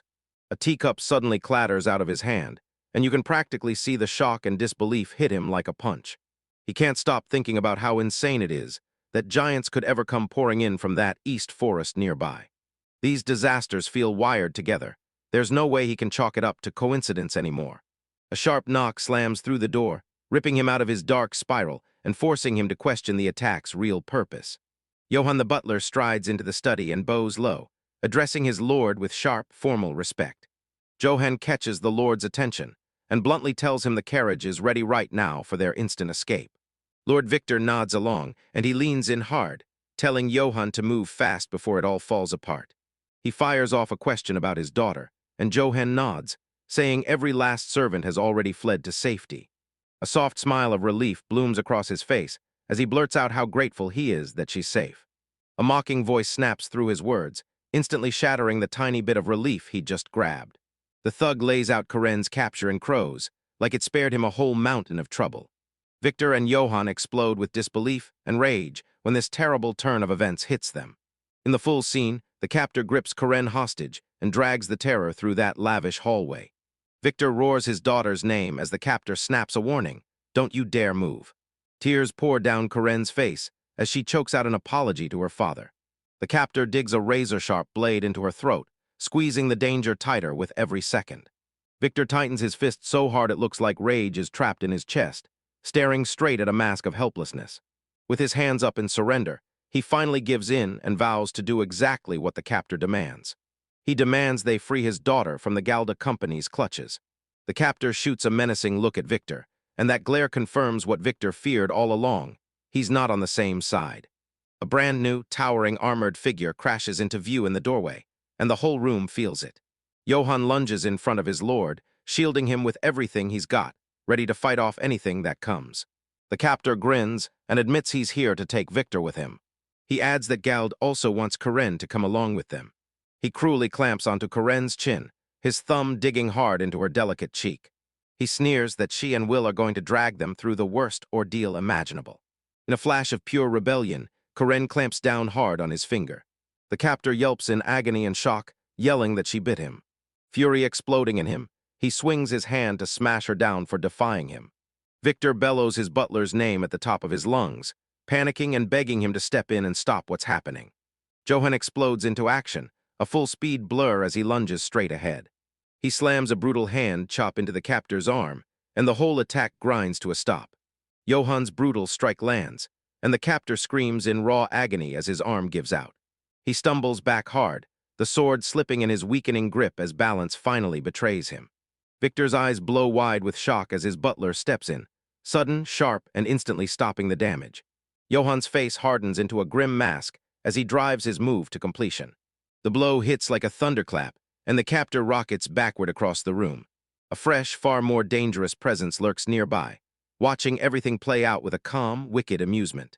Now it's the captor who's down on the floor, defeated, and the power has fully flipped. Johan drops to his knees and apologizes to his lord for that sudden, violent outburst. He stands poised, his flashy decorative blade finally unsheathed, gripping it tight and raising it up in defense. An Eastern-robed swordsman steps into view, and the whole atmosphere instantly shifts around him. He tips his hat to Johan's skill, then sneers that his weapon is nothing more than fancy decoration. The beaten thug shoots the newcomer a grateful look, thanking him for rescuing him from the butler. Victor tightens his fist, realizing this new threat is way more dangerous than anything before. The swordsman snaps at his underling, furious that he botched the attempt to grab their target. He calls out Victor, saying his so-called underling isn't the only one who's incompetent. Some people are actually capable, unlike that mess.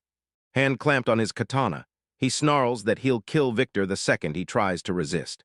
Victor spots that rare, lethal blade instantly, and he knows it's a katana from the Far East. He leaned in and quietly pressed Johan, so rescuing Karen still on the table, or is it dead now? Johan admits, I've got no clue, because the new guy looks impossibly skilled. Victor decides to trade his life away, if it gives him even a single shred of a chance to save her. He throws himself at Johan, pleading for Karen's life, no matter if it costs him everything. Victor locks in his decision and strides forward with pure, unstoppable determination. He roars at his captors, forcing them to bring him straight to their boss, Galde. Outside the mansion, the kidnappers scramble to ready not one, but 2 carriages for their captives. A thug yanks Karen hard and shoves her into a carriage with a brutal thud. Hands tied tight, Victor spits out protests, furious over how they've been treating his daughter. The swordsman swings hard, knocking Johan out cold, so he can't cause any more trouble. Johan crumples to the ground, completely neutralized by the swordsman's brutal, decisive strike. They're going to turn Victor, vanishing into just another casualty of all this chaos. With their captives locked down tight, the swordsman snaps an order, get those carriages rolling out. The carriage doors slam like thunder, trapping Victor and Karen inside with a deadly finality. 2 carriages start rattling as they yank themselves away from the Anaheim mansion grounds. They tear away from the estate and race towards some unknown destination that reeks of danger. From the forest's edge, a lone maid glares as the carriages roll away. Crouched behind a tree, she peeks out with sheer worry, heart pounding for her lady. Inside the rattling carriage, Victor clenches his nerves, getting ready to fire a question at his captor. He locks eyes with the swordsman, and that stare cuts in like an accusation, sharp enough to draw blood. He fires back, demanding to know if the giant attack was pulled off by the Galde company. The swordsman leans in and listens hard, his face unreadable, tucked away under that wide brim. He dodges the question and snaps that he's just a hired hand. He leans in and says Victor should straight up ask Master Galda the moment they meet, right after they finally run into each other. Victor's worst fear is confirmed for real, yet the truth still stays officially unanswered.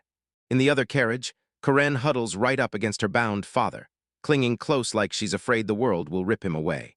After the terrifying ordeal, he snaps a question to his daughter. Are you still unheard?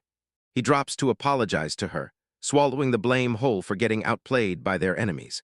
She rushes to reassure her father. She's okay, and the capture can't crush her spirit. Tears stream down Karen's face as she swore she'd stay faithful and wait for their moment. Her father stares, stunned, as his daughter's sudden conviction hits like an unstoppable wave.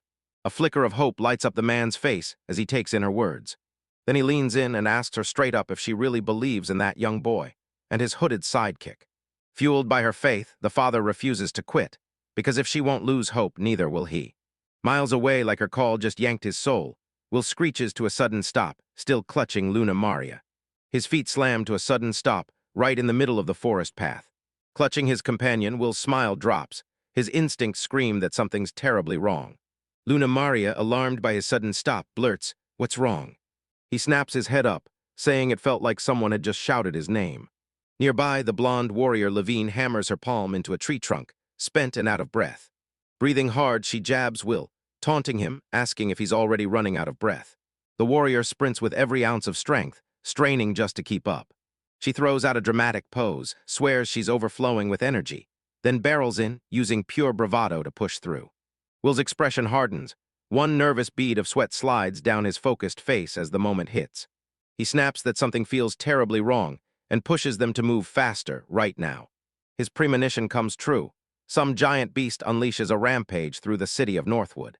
Karen leans out her carriage window, and in the glass her reflection stares down as the chaotic city rushes closer.